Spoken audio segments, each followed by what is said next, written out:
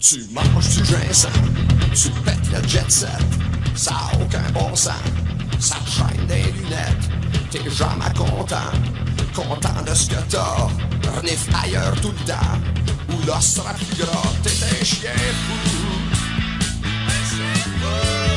T'es un chien fou qui court partout pour bâtir le plus des empires, t'hésiteras pas à hésiter encore longtemps. Et bonsoir mesdames et messieurs, nous sommes le 28 novembre 2017. On est dans l'an de grâce, mais on n'est pas sûr qu'on est dans une année de grâce, je vous dis bien franchement. Ça va très bien. Ah oui, ça va très très bien. Alors, bonsoir et bienvenue au Chien Fou. Bonsoir. Et bonsoir mesdames et messieurs. Et ce soir, on vous a préparé, on vous a concocté une émission, une excellente émission. J'espère que vous allez apprécier. Je fais comme mon habituel, c'est-à-dire qu'on commence avec un petit tour de table et on débute immédiatement avec l'irrésistible. Oh, L'irrésistible Éric Dubé. c'est gentil du compliment, merci. Bonsoir tout le monde, ça va bien? Ben oui, écoute, super. Et toi? Eric. Allô? Ça va bien. Ça va super bien. Dit Monsieur Veilleux d'un air concentré et Ouais. absorbé. Je pensais que tu parlais à ton crayon, Claude, c'est pas c'est pour ça. C'est parce que j'ai oublié les lunettes. Ok, c'est ça. C'est parce qu'on a Monsieur Magou avec nous ici ce soir. Ah, j'aime ça, Monsieur Magou. Fait que, écoute, ce fut fertile cette semaine en matière d'actualité. Puis, je sais que tu as retenu au moins 4 sujets que tu aimerais aborder avec nous cette semaine. Oui, 4 sujets. Tu veux nous parler de tuyaux? Oui, de tuyaux. En fait, je vais vous parler de Keystone Axel. Je vais essayer de faire ça quand même rapidement, mais en même temps, j'ai d'autres sujets aussi. Le congrès du Parti libéral, M. Tony Crapulo-Tomassi. Oui, Et oui, puis, et c'est garderies et non c'est pizza. C'est ça. Silicon Valley, donc tu veux nous parler de prothèse mammaire? Non, je vais vous parler d'un beau bracelet. Un beau bracelet qui va pouvoir aider les itinérants. Ouh! Encore là, je vais essayer de dénoncer les startups de Silicon Valley, Ok. les petits enfants. Ah là, moi, là, je te sens conspirationniste, Éric Dubé. Et aussi, tu veux nous parler des médias français. Qu'est-ce qu'ils ont fait encore? Je eux sais autres, pas si on va avoir le temps, par exemple, parce Ok. que là, on a beaucoup de choses à parler. beaucoup de ce soir. chair à gruger autour Oui, de c'est l'os. ça. C'est que, vous savez, dans la foulée des 11 vaccins qui vont être probablement rentrés obligatoires en France à partir du mois de janvier, il y a eu un vote là, la semaine passée. Et puis, les députés ne seront pas présentés. Garde-nous ça pour tantôt. C'est Garde-nous ça pour Parfait. tantôt. Je poursuis mon tour de table avec notre invité hebdomadaire virtuel. Et j'ai nommé Robert Bob Sirois. Alors, M. Sirois, vous êtes avec nous? Je suis avec vous autres. Bonsoir les auditeurs. Bonsoir mes chiens fous. Bonsoir. Salut, T'es comme le Saint-Esprit. Tu es partout. On m'a déjà La voix du Seigneur. traité de ce nom-là. Ouais. Et à Saint-Esprit, donc, l'Esprit est saint. Voilà. Oh. En pleine santé, oui. Excellent. Parle-moi de ça. Écoute, Bob, tu nous parles de joueurs québécois dans la Ligue nationale cette semaine, mais tu veux-tu nous élaborer un petit peu rapidement là-dessus? Oui, certainement. Écoutez, je vais faire le tour un peu de combien est-ce qu'il y a de Québécois dans la Ligue nationale présentement, parce que souvent, dans nos médias sportifs québécois, on parle toujours que le Québec, il y a presque plus de joueurs, on est plus... on est en diminution tout le temps. On va regarder ça, qu'est-ce qui se passe avec les Québécois dans la Ligue nationale. Combien est-ce qu'il y en a? Où ils sont? Combien est-ce qu'il y en avait? Tiens, combien est-ce qu'il y en avait en 78, 79 dans la Ligue nationale de hockey, juste avant l'entrée des Nordiques de Québec? Puis, l'année que les Nordiques ont rentré, combien est-ce qu'il y en avait de Québécois dans la Ligue nationale de hockey? Oh, j'aime Jusqu'à leur départ. les Et après implications. ça, comment ça s'est mis à débouler? Et puis après ça, comment ça s'est mis à débouler encore plus avec Claire Guény? Mais c'est pas des mauvaises nouvelles que je vous annonce, les gars, aujourd'hui. Là. J'ai très hâte de t'entendre Les médias là-dessus. réguliers du Québec aime bien tout le temps parler négativement envers nos hockeyeurs, j'ai tombé à terre. Écoute, Et puis, je suis agréablement surpris. Et puis, quand je suis content comme ça, tu sais, ils disent souvent, Sirois, t'es un maudit gueuleux. Tu gueules tout le temps, tu te montres tout le temps, un vieux gricheux. Mais là, je m'en viens pas gricher. À ce soir, là, je m'en viens graffiner ceux qui parlent contre nous encore une fois, qui essaient de diminuer tout le temps qui nous sommes comme nation et comme dans tous les styles que ça peut être, que ce soit culturellement, sportivement ou autre. Hey, j'adore ça. Écoute, on va t'écouter un petit peu plus tard. Donc, dès 8 heures, donc, on fait ta chronique sportive. Ensuite, naturellement, pour fermer la marge de l'émission, on a toujours M. Magou. Oui. Où sont mes lunettes? Magou Veilleux. Mais Magou, lui, est-ce qu'il les cherchait, ses lunettes? Oui. Monsieur Magou, il les cherchait? Oui, fréquemment, M. Magou cherchait ses lunettes. Il faudrait qu'on trouve des petits clips Il de doit M. pas les Magou. retrouver souvent. Hein? Il se cognait partout, il me semble. Écoute, Claude, donc, tu fermes la marche avec ton feu roulant d'actualité. Ben À écoute, Fontenay. j'ai quelques petits sujets, puis je vais voir au fur et à mesure de la discussion qu'on aura ceux qu'on pourrait peut-être prioriser. Si jamais aussi, j'invite toujours les auditeurs, s'ils ont... ils sont restés sur leur faim sur un sujet ou sur un autre qui a été abordé soit par Maître S. Cérémonie ici, Christian Derry, ou toi, Éric Dubé, et même notre technicien qui pourrait... François, émettre des commentaires. Si jamais un auditeur, vous trouvez qu'on devrait reprendre en fin d'émission un sujet, n'hésitez pas, ça pourrait modifier ma priorité de sujet, parce qu'il y en a quand même quelques-uns. Vous savez, des brèves, genre Barrette qui dit qu'un médecin devrait prendre 18 minutes pour voir un patient, qui est une nouvelle la semaine passée. Des nouvelles un peu de la France où on commence là, à se rebeller finalement sans le savoir, sans le nommer, contre l'intersectionnalité dont je parlais. C'est-à-dire que la ségrégation revient par la gauche selon des commentateurs français. D'ailleurs, cette idée-là du fameux patrimoine qui serait trop masculin selon Manon Massé, j'aimerais ça aussi l'évoquer dans cette optique que j'abordais la semaine passée entre deux factions à gauche, c'est-à-dire la gauche plus traditionnelle, ouvrière, syndicale et tout, la gauche économique, quoi. Vas-tu et nous parler la de gauche, patrimoine, là? c'est ça, oui, et la gauche matante, la gauche Françoise David, la gauche niaiseuse, quoi, t'sais. Et il se passe quelque chose, je le sens, et j'aimerais peut-être en parler si j'avais le temps. Et plusieurs autres sujets comme ça, si j'ai le temps aussi, nouvelles internationales, vous savez que c'est souvent beaucoup d'années après un conflit que les langues se délient. Quand on a fait une guerre injuste, par exemple en Irak, on a des grands officiels qui viennent nous dire 15 ans après qu'ils ont été eus. Et j'aimerais juste soumettre aux auditeurs qu'un regard avisé pouvait le savoir dès 2003, ce qui se passait de pas correct là-dedans. Je suis là. Et on peut remonter aussi plus loin. Donc, ça fait quand même plaisir de voir que dans 15 ans d'ici, parce que de 2003 à 2017, il y a 14 ans, donc on peut voir que dans 14 ou 15 ans, plein de gens vont sortir et dire « Oh, on a fait une mauvaise affaire d'accuser Bachar al-Assad d'être un dictateur et un fou et qu'on a encouragé finalement le terrorisme. » C'est un lien que je vais essayer de faire. Je trouve ça super intéressant ce que tu dis, puis si tu reviens là-dessus un petit peu plus tard, j'ai un élève cette année, parce que vous savez que je suis enseignant, j'enseigne la 5e secondaire. Ben, je le dis pour le bénéfice des auditeurs, vous autres, vous faites les innocents, vous faites vous opinez du chef. Bref, donc, effectivement, j'enseigne et cette année, j'ai un élève qui est un Irakien qui s'est réfugié en Syrie avant de se réfugier au Canada. Donc, j'aurai l'occasion d'en jaser. J'ai eu des moultes discussions très intéressantes avec ce jeune homme. On aura l'occasion d'en jaser un petit peu plus tard. J'ai hâte de t'entendre. Et entre autres, il m'a parlé de Bachar al-Assad. Voilà. Alors, moi, je ferme la marche, comme c'est mon habitude. Donc, en fait, plutôt, je commence. Je commence. Alors, je suis le dernier à vous parler, vous parler de mes sujets. Alors, aujourd'hui, moi, je vais vous parler de notre bon ami Justin Trudeau et ses excuses aux acronymes. Excuse-moi. Alors, dorénavant, je vais les appeler les acronymes, mais moi, je pense qu'il devrait aller jusqu'au bout avec ces acronymes. Et ça, c'est important de le dire parce que Justin n'est pas allé au bout des acronymes. Et je pense qu'on devrait... Voyons. Il s'est arrêté à 2. Oui, ben voilà.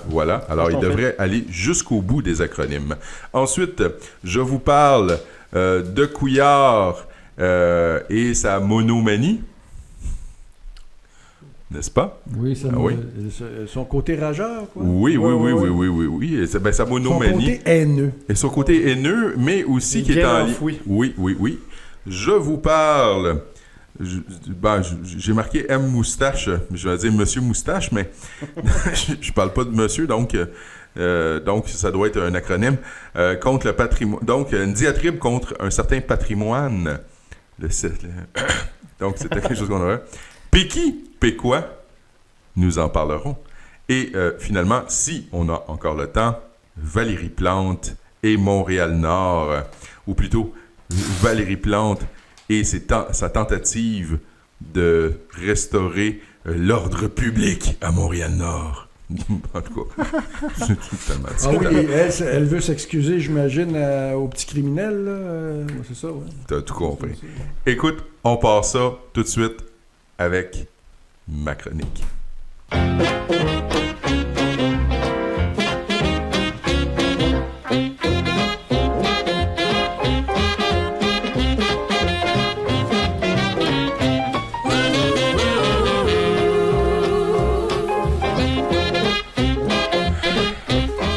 Alors, que dire? Justin Trudeau s'excuse au nom du Canada aux minorités sexuelles. Bon, écoutez, qu'il fasse ses excuses, par exemple, à la communauté gay et lesbienne, on va se le dire, surtout dans la fonction publique, là, dans les années 50-60, on parle de « il » plus que de « elle ». On parle plus généralement d'homosexuels de sexe masculin. Donc, c'est tout à fait légitime, c'est correct. Moi, il y a deux choses qui me dérangent. Un, les centaines de millions de dollars qui vont devoir accompagner ces excuses. On parle ici de 145 millions de dollars. Premièrement, à qui va cet argent-là? Exactement. À ses petits amis. Ça s'en va-tu dans le village? Ça s'en va-tu dans les villages à Toronto, dans le village gay à Toronto, puis dans le village gay à Montréal, à Vancouver? Parce que les gens qui devraient être indemnisés, soit dit en passant, ce sont les gens qui ont vécu cette discrimination-là. Or, une portion importante des gens qui devraient être indemnisés sont aujourd'hui décédés. Okay. Ou sont en CHSLD.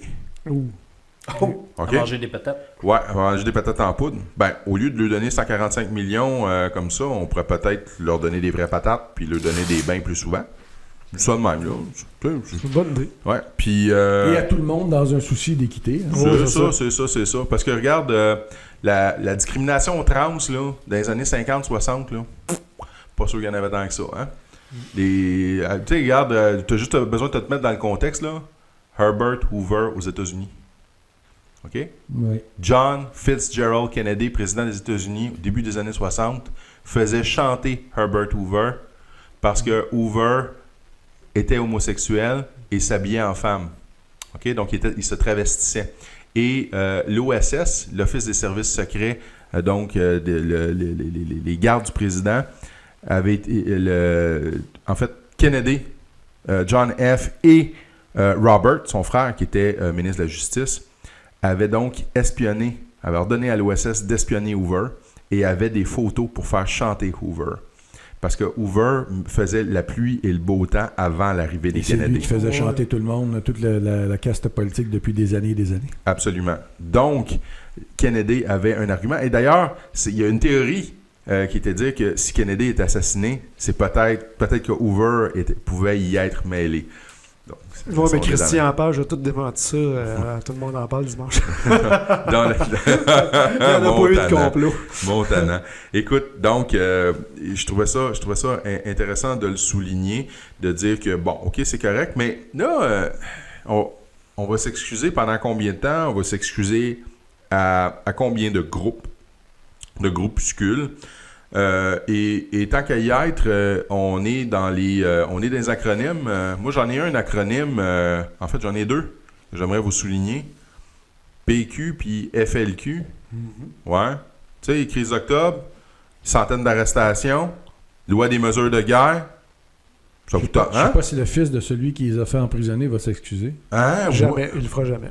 Il le fera jamais. Écoute, s'il y a des excuses qui devraient être fournies et une indemnisation qui devrait être offerte, OK, c'est justement aux gens qui ont été injustement arrêtés, détenus, interrogés pendant des heures et des heures, OK, que leur réputation a été directement atteinte par cette arrestation-là.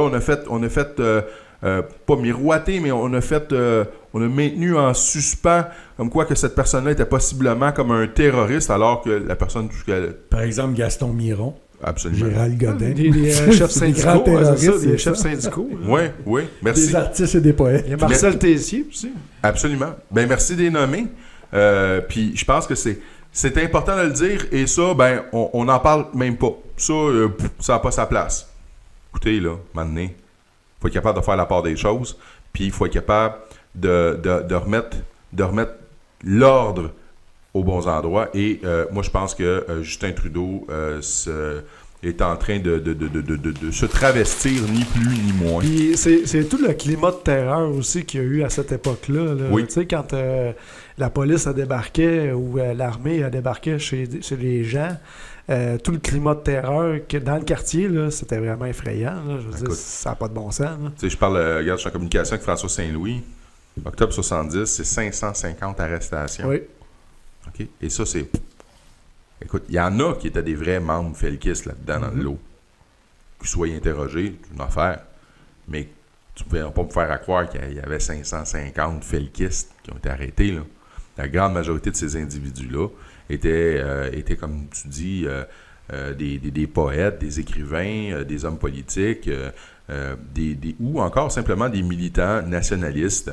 Et dans une société qui est censée être ouverte, dans une société qui est censée faire l'apologie de la diversité politique et des opinions, la pluralité des opinions, ben, il me semble que c'était tout à fait légitime qu'on ait des gens qui soient en faveur de l'autodétermination du Québec, et on les a traités comme de la merde. Alors, s'il y a des gens qui méritent des excuses, ce sont bien eux. Deuxième sujet que je veux parler avec vous. Moi, je veux vous parler du... vous saviez que c'était le congrès de la CAQ, et c'était aussi le congrès du Parti libéral du Québec. Le 33e congrès. Ah oui. On célébrait un siècle de Parti libéral du Québec, mesdames et messieurs. Un siècle, n'est-ce pas là? Merveilleux. Quand on regarde ce que c'est devenu le Parti libéral du Québec, quelle honte. Moi, je suis certain que ma grand-mère se revirerait dans sa tombe. C'est épouvantable. Parce que, je vous parle de ma grand-mère, parce que ma grand-mère était organisatrice politique dans les années 70 pour le Parti libéral. Comme je vous ai déjà dit, à mes yeux, puis aux yeux de la plupart des gens, une option politique, que tu peux être fédéraliste, tu peux être souverainiste, pour moi, c'est légitime. Les deux versions sont acceptables.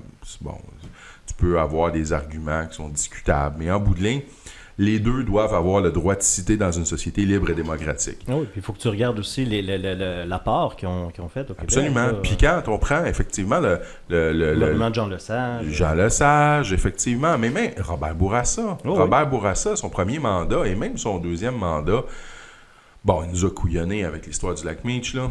On s'en fera pas de cachette, là. Et surtout après lac Meech. Mais...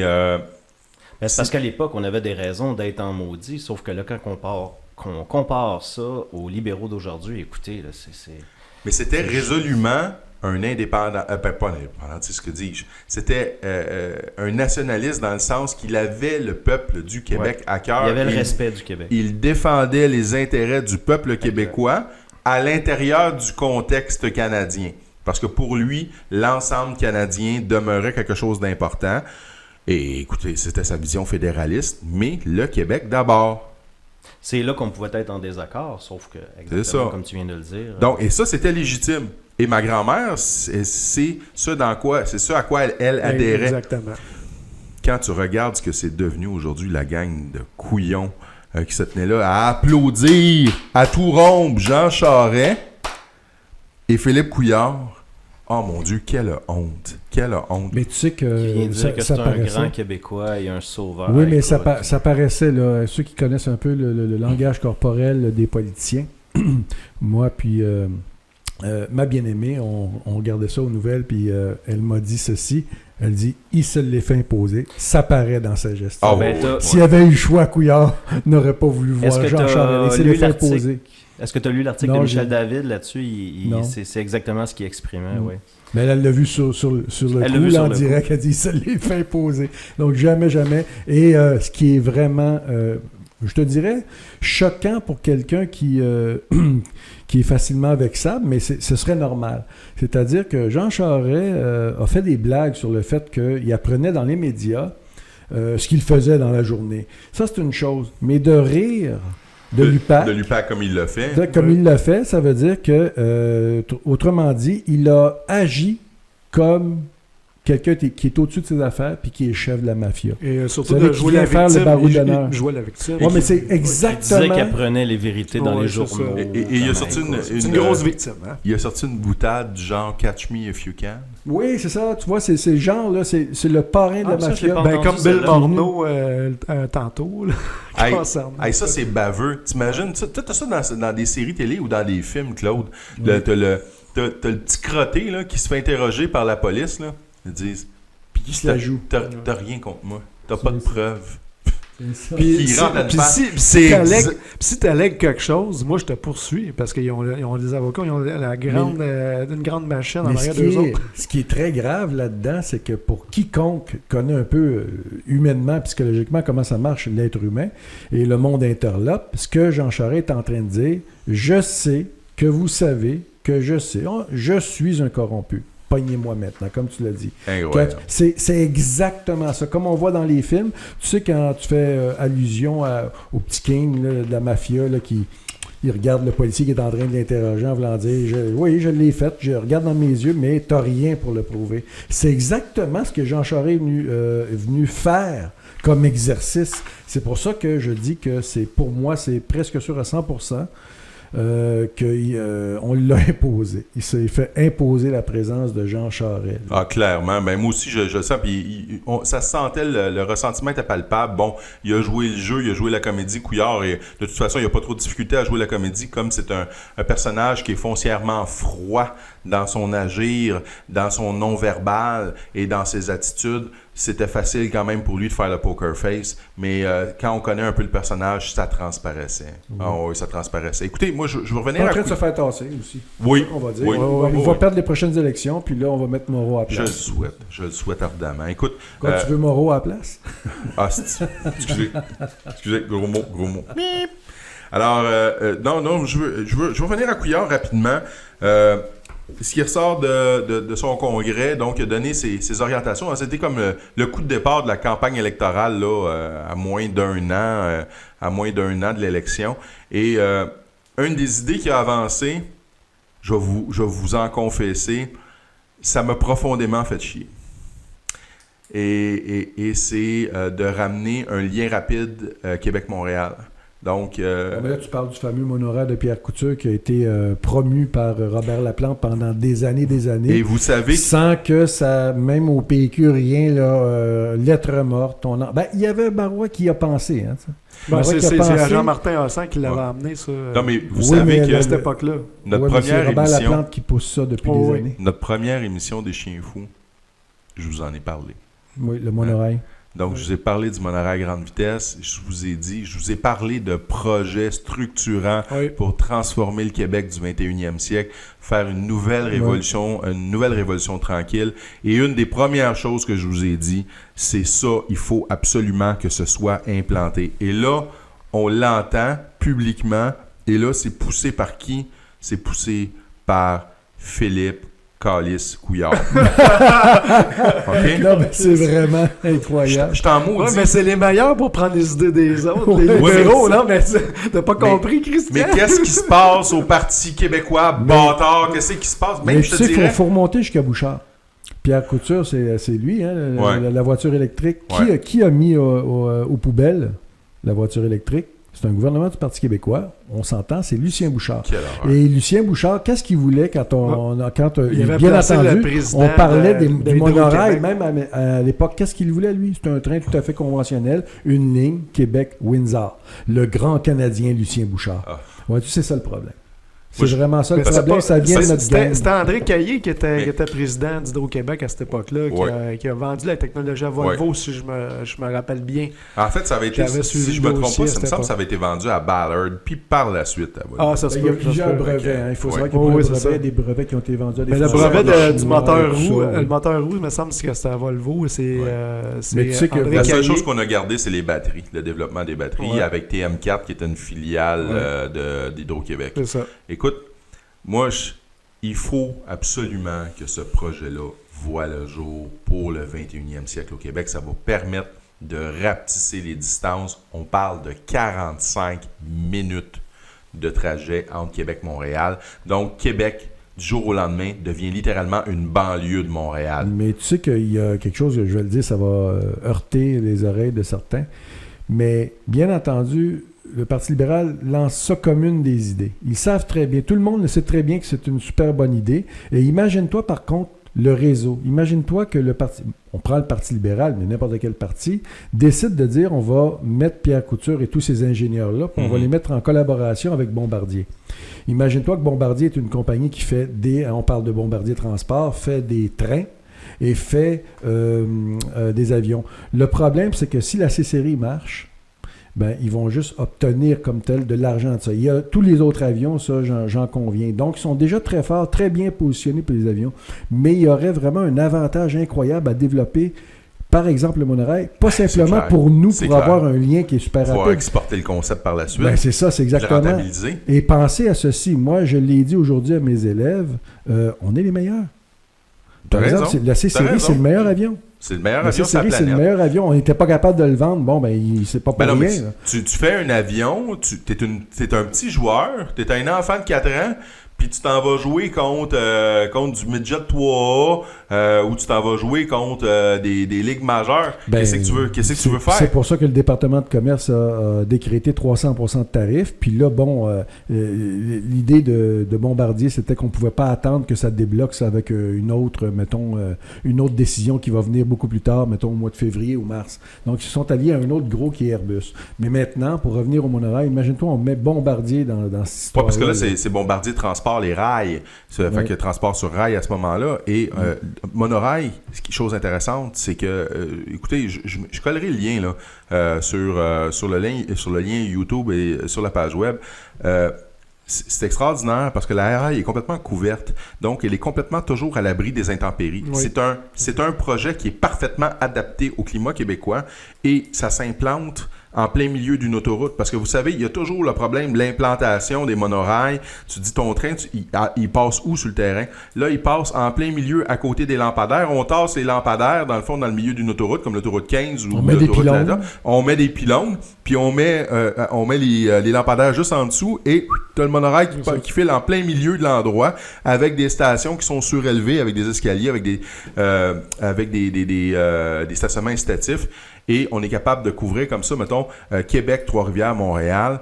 Et imagine-toi, Trois-Rivières. Mais on m'a dit que... Trois-Rivières, 15 minutes. À l'époque, c'est ça, imagine-toi. Puis là, ça va très vite. Imagine-toi que les Nordiques reviennent, tu vas aller voir le Canadien contre les Nordiques, tu y vas, puis tu reviins.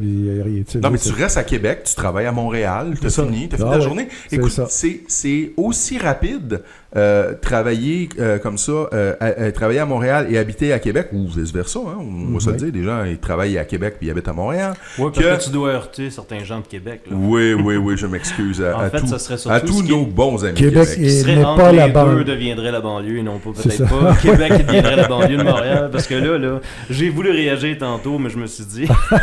et d'autre part, donc, c'est le même temps que ça prend que quelqu'un qui habite, par exemple, ici à Saint-Jérôme, pour qu'il va travailler au centre-ville de Montréal. Voilà. C'est incroyable. Donc, et à terme, un projet pilote comme ça qui fonctionne bien, qui est structurant, qui transforme le Québec, Ben, après, on peut faire la même chose et on peut l'étendre à la grandeur du Québec. Voilà. Donc, une ligne vers le nord qui peut monter jusqu'à Mont-Laurier. Tu peux avoir une ligne qui va au Saguenay jusqu'à Québec, qui relie Québec. Tu peux en avoir une qui va jusqu'en Gaspésie. Et on vient de rapetisser le Québec d'un coup. C'est un projet incroyable. Et tu vois, c'est un projet qui est tellement incroyable, qui serait tellement bon, parce que moi, c'est drôle, je vais te le dire comme ça, là, ça ne peut quand même pas être fait tout seul. Il faudrait vraiment que... Puis il y en a qui vont dire, ouais, mais ça, on devrait faire ça plus indépendamment. Non, moi, je pense qu'on n'a pas le choix, il faut mettre Bombardier dans le coup. Je veux voir un gouvernement nationaliste. Donc, que ce soit le Parti québécois ou que ce soit la Coalition Avenir Québec, je veux voir un de ces deux partis-là, parce que je me calisse de Québec solidaire, là, je les nomme pas, là, c'est le Parti fédéraliste de marde. Là, tout le monde me dit « Oh, oui, mais la CAQ, c'est fédéraliste. » Oubliez pas, il y a bien des indépendantistes centre-droit qui... c'est pas une question d'être fédéraliste ou souverainiste, je sais pas si mais je veux, pour le développement du Québec, des outils pour le développement du Québec, et le développement du Québec passe par un monorail à grande vitesse. Donc, Couillard est vraiment venu me chercher avec ça. J'étais vraiment fâché après lui parce que c'est pas de lui que je veux l'entendre. Oui, idéalement, oui. Je veux entendre ça de Lisée ou de Legault. Voilà. Alors voilà. C'est parce que je me souviens que je t'ai fait parvenir d'ailleurs quelque chose là-dessus, là, où il y avait Martine Ouellette qui en avait parlé à un certain moment avec PKP aussi, qui avait parlé du monorail. Juste un petit moment rapide, là.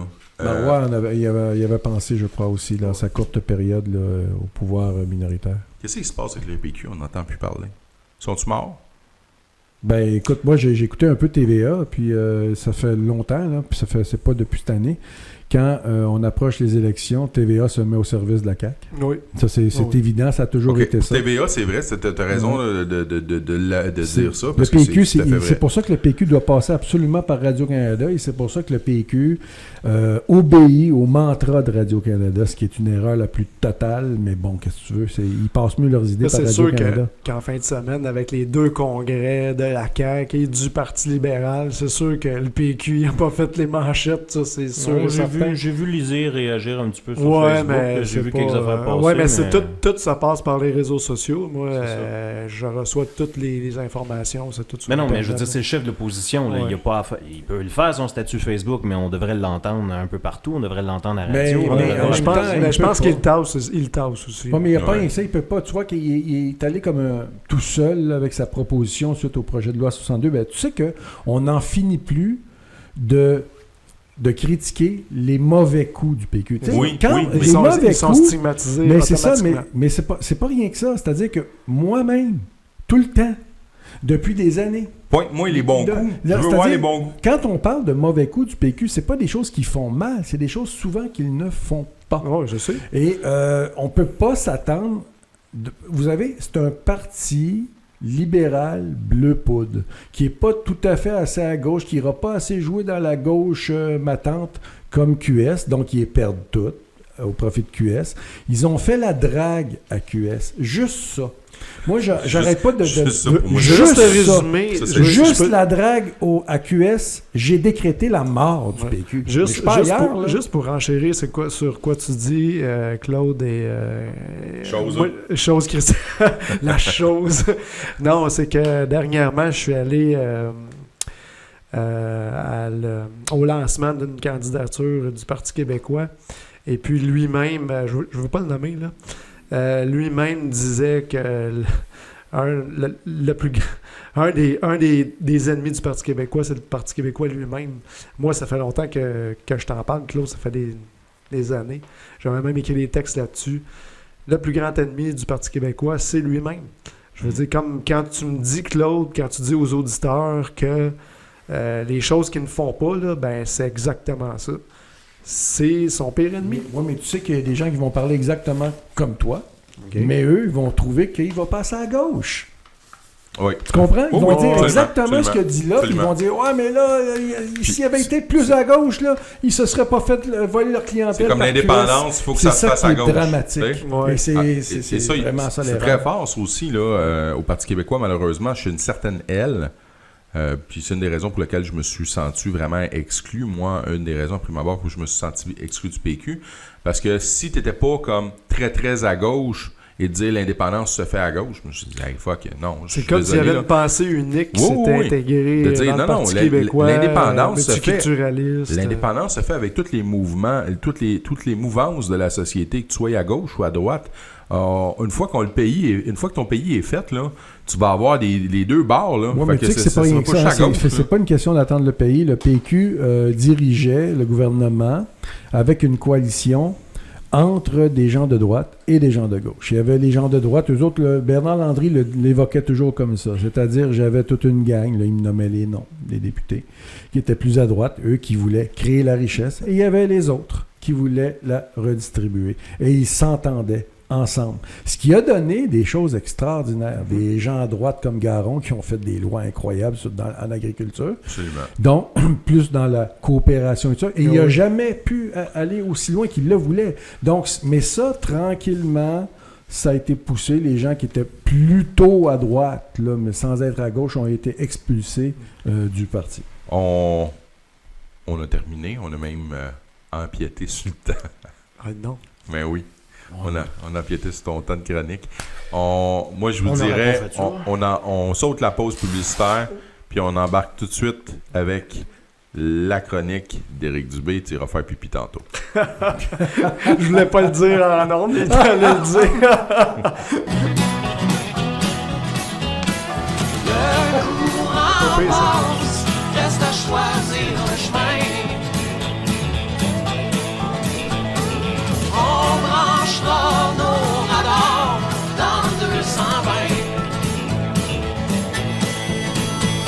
Alors, si je voudrais faire une transition douteuse, je ferais une libre association entre Tuyau, Pipi, Keystone XL. Ouh, j'aurais franchement pris une transition toilette. Et dire qu'il y a beaucoup de débit. Est-ce que tu as des fuites urinaires? J'ai vraiment pas de problème avec ma tuyauterie. Je vous l'annonce ça ce soir, comme ça. Tant qu'il n'y a pas de fuite. Je suis sûr que ça intéresse tous les auditeurs. Oui, c'est cela. J'ai la nappe phréatique fragile. Alors... tu m'as tout mêlé, là, non? Vas-y, moi, Eric. Ben, parlant de tuyaux, on va commencer justement pour faire le lien avec la blague de mon collègue ici présent. Je voulais vous parler de Keystone XL, la pipeline qui a été approuvée au Nebraska, parce qu'il y avait plusieurs étapes avant que ce projet-là voit le jour. Encore là, il en reste beaucoup encore parce qu'il y a beaucoup d'opposition au niveau des groupes environnementaux. Mais c'est ça, la semaine passée, le Nebraska a approuvé le pipeline Keystone XL. Et malgré tout, la pipeline a été approuvée malgré, il y a quelques semaines, dans le Dakota du Sud, il y a eu un déversement de 800 000 litres de pétrole. Malgré tout ça, l'État a approuvé ça. Pense que c'est un moyen qui est quand même sûr de transporter le pétrole venant de l'Alberta. Pour se rappeler, ce projet-là a été lancé en 2008. On parle de 1897 km de pipeline, 1400 en sol américain, qui part de Hardisty en Alberta au Nebraska. Le projet, des coûts de 5,3 milliards. Le projet est estimé à peu près à ce coût-là. J'ai calculé vite 800 000 litres de pétrole qui sont déversés. Quand on calcule une piscine, là, comme moi, pour que les gens puissent pour se représenter un petit peu combien ça peut faire. Combien ça peut faire, là, c'est ça. Moi, j'ai une piscine de 21 pieds chez moi pour mes enfants. On parle de 32 178 litres pour une piscine de 21 pieds. Si on calcule 800 000 litres, c'est l'équivalent de 25 piscines qui ont été déversées à cause d'un bris de pipeline. Rien que ça? C'est ça. Là, c'est ça. Il y a comme aussi il y a un autre tracé qui est proposé. Ça va être débattu. Je vais faire un petit peu le lien avec Énergie-S qui a été abandonné par TransCanada parce que Keystone XL, c'est un projet de TransCanada aussi. Énergie-S, oui, ça a été une victoire au Québec, que ce projet-là ne voit pas le jour. Mais en même temps, quand on regarde au niveau économique, je crois que c'était un projet qui était très coûteux. Au niveau de... Je pense que TransCanada a choisi... au niveau des investissements, là, Claude, peut-être que tu étais meilleur que moi pour parler de ça, au niveau de la bourse. Je crois que leur denier était peut-être plus avantageux à cause que Kinder Morgan avait été accepté aussi dans l'Ouest canadien. Tout ça est venu jouer dans la prise de décision, à mon avis, pas juste parce qu'il y a eu de l'opposition. Oui, il y a eu une opposition au Québec et à mon avis, c'était très, très bénéfique. Là. C'était pas une bonne idée que ce projet-là voit le jour. Mais en même temps, je pense que TransCanada, c'est une question financière aussi. Mais c'est une question de désenclaver le pétrole de l'Alberta et de la Saskatchewan si on parle pour le Canada. Pour le marché international. Pour être capable de c'est le même principe. Exactement. Parce qu'en bout de ligne, tu as 3 options de transport. Hein. C'est soit ton bout de tuyau, c'est soit par train ou encore par camionnage. Mais par camionnage, c'est presque impensable. C'est ça. Il faudrait que ce soit ce qu'on appelle, aussi, à la rigueur, il faudrait que ce soit ce qu'on appelle du ferroutage, c'est-à-dire tous des gros camions qui sont sur des wagons de train. C'est comme en Europe, on en voit. Fait qu'on s'en sort pas en bout de ligne. Là, tu sais. Puis ouais, mais là, non, ben c'est beau. tu peux y aller. Non, mais c'est parce que je me dis... Comment que nos voisins canadiens peuvent faire à ce moment-là pour le sortir si c'est pas à travers un pipeline aux États-Unis ou au Canada? Là, effectivement. Ben c'est ça. C'est juste pour vous entretenir à propos de ça, peut-être les impacts environnementaux d'un possible déversement. Ça, c'est sûr que moi, ma chronique, c'est la chronique Senso Enviro, Santé, Société, Environnement. Mais t'es-tu d'accord pour dire que il y a moyen qu'on exploite nos ressources naturelles? Là, on peut parler des Canadiens de leur bord, puis effectivement, qui sont excellents, mais on peut parler aussi plus largement de nos ressources naturelles au Québec. Oui. De les exploiter. Effectivement. De les exploiter intelligemment. Intelligemment et diversifier nos ressources. Parce que c'est là est le problème. Parce que quand j'ai parlé de Robert Laplante la semaine passée, qui est venu faire une conférence pour le Bloc québécois... en fait, c'était pas juste pour le Bloc, c'était pour tous les citoyens, c'était ouvert à tous. Là. Robert Laplante parlait de ça, justement, de diversifier nos ressources énergétiques. OK. Mais qu'on mette des normes sévères pour, par exemple, réparer si, par exemple, il y aurait, je sais pas, dans le cas d'un oléoduc, parce qu'on c'est de ça qu'on parle quand on parle de Keystone. Donc, dans le cadre d'un oléoduc, par exemple, tu as un déversement et la compagnie, il n'y a pas de limite. OK? Ça veut dire que tu n'as pas à rembourser jusqu'à concurrence de. C'est ça. Tu fais exactement, tu rembourses intégralement et s'il y a des personnes qui sont touchées directement ou indirectement, tu te dois de les indemniser correctement. Exactement. OK. Donc, mais ça, c'est l'inquiétude de beaucoup de gens, de beaucoup d'environnementalistes et de beaucoup de citoyens, même qui sont pas nécessairement environnementalistes, mais qui se disent hey, ça passe en arrière de chez nous. Là. Exactement. Ou sur mes terres agricoles, parce que là, c'est ça qui se passe aux États-Unis. Il y a des propriétaires terriens là, qui veulent pas que ça passe chez eux. Là. Mais tu sais que si tu prends une carte des oléoducs, des pipelines et compagnie, puis tu regardes dans le Moyen-Orient, l'Europe et tout ça, là, c'est infesté. C'est une toile d'araignée. Oui. Donc, nous, on a plus peur de ça parce que, surtout, au nord, comme on est, nos systèmes sont beaucoup plus fragiles. Nos écosystèmes sont beaucoup plus fragiles. Ou autrement dit, c'est pas parce qu'ils sont pas fragiles ailleurs dans le monde, mais quand ça passe pour le 3/4 dans une terre aride, dans le désert, c'est moins... Et que le climat est toujours... en tout cas, je pense plus stable peut-être qu'ici avec le chaud, le froid. Et voilà, exactement. L'expansion et tout ça, la rouille des joints. Puis, par exemple, moi, le pétrole et le gaz de schiste, j'étais pas contre au début. Je voulais simplement de voir si c'était payant. Puis si on pouvait le sortir facilement. Et quand je me suis mis à lire là-dessus, j'ai vu toute la cochonnerie que c'était la fragmentation, tout ça. C'est incroyable. Oui. Donc, c'est pour ça que je suis devenu assez... J'ai retourné mon capot de barre un petit peu, puis j'ai dit non, ça vaut pas la peine, ça en vaut pas le coup. Effectivement. D'une part, puis je m'excuse, je vais juste te prendre un 3 secondes, je vais encore citer PKP, mais écoute, je me souviens très bien, ça, c'est l'avantage que le Québec, c'est que justement, on n'en a pas besoin non plus. Exact. On a les moyens de nos ambitions ici. Il y a des pays qui n'ont pas le choix de faire affaire avec des pétrolières, puis parce qu'ils n'ont pas de ressources, ils n'ont pas ce qu'il faut, mais nous autres, on a l'ambition de nos moyens, alors pourquoi qu'il faudrait... On a l'éolien qu'on pourrait exploiter, mais qu'on a laissé au privé. L'éolien, c'est de la merde. Ah, je m'excuse. En tout cas, L'éolien- pas selon Robert Laplante, mais Ah, écoute, non, non, je mais suis à la en limite- profond désaccord avec c'est Robert pas grave, Laplante. regarde, non, je veux pas rentrer L'éolien dans puis le un solaire, débat. l'éolien puis le solaire. Non, attention, il ne faut pas Je veux pas prêter à- rentrer dans un débat. Ouais, mais il ne faut pas non. prêter à Robert Laplante. Il faut quand même que je défende Robert Laplante. Il ne faut pas prêter à Robert Laplante des propos qu'il n'a jamais tenus. Lui, il parlait de la ligne, c'est-à-dire... Hertel des cantons. de placer, si on avait Ouais. placé des éoliennes, Oui. Dans la des placer endroits stratégiques. dans le corridor du vent, où on a déjà les pylônes qui descendent du Grand Nord. Oui, c'est ça. Pas Ouais. d'arriver et mettre des parcs en Non, non, Gaspésie. c'est ça. Mais là, Claude, quand c'est même, bien que tu fais ça, là, ton éolienne, elle va marcher 30% du temps.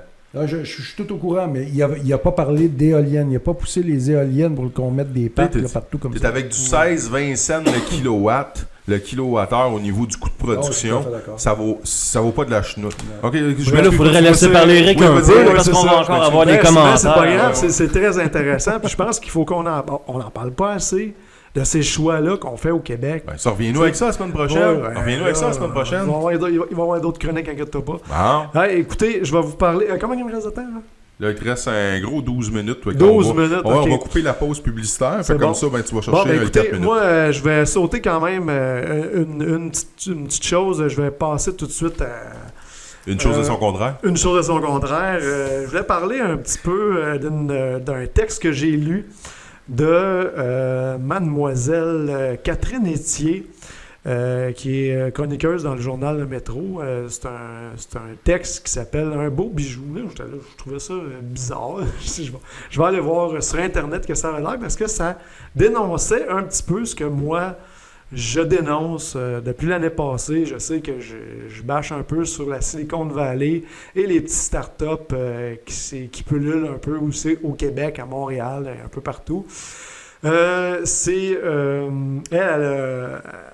Elle a vraiment fait une petite recherche. Ça l'a sorti dernièrement. Là, c'est une compagnie, c'est un partenariat entre... je ne sais pas si vous connaissez ça, les gars, Connect & Go. C'est une compagnie qui se spécialise dans les événements à l'extérieur. C'est des bracelets, OK? Fait qu'au lieu de traîner des sous, c'est quand on va dans un festival quelconque, mettons, là, Il y a une puce dedans. il y a une puce dedans. Avec là, on est directement connecté avec un système. Là, moi, je suis pas très bon dans cette... C'est un peu comme les vignettes sur le pont de Un l'autoroute 20. peu, j'imagine, mais c'est ça. Ça s'appelle Connect & Go.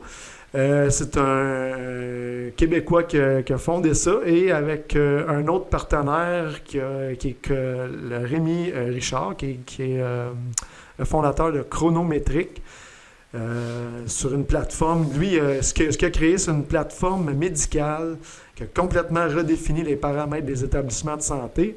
On parle aussi de cette technologie-là qui a été implantée. En fond, on parle d'entreprises privées qui ont été implantées dans le système de santé pour faire des rendez-vous en ligne, des rappels automatisés et tout. Là, je ne vais pas rentrer dans les détails de tout ça. Et ces deux promoteurs-là, ces deux entrepreneurs-là se sont liés peut-être d'amitié, mais en tout cas, on fait un genre de partenariat pour initier une nouvelle approche sociale pour aider les itinérants. OK? Ah, ben, tiens. Et là, ce qu'eux autres ils proposent de faire, c'est de mettre des bracelets aux itinérants, parce que le problème avec les itinérants, Hey, je suis tellement dans 1984. c'est qu'on n'a pas... Capoté. C'est ça. Capoté. Attends, j'arrive. La là. guerre, c'est la paix, puis ah ouais, continue, Attends, vas-y, je j'arrive. m'excuse. Et là, c'est parce que le problème avec les itinérants, on peut pas leur donner du sous parce qu'on n'a pas de change.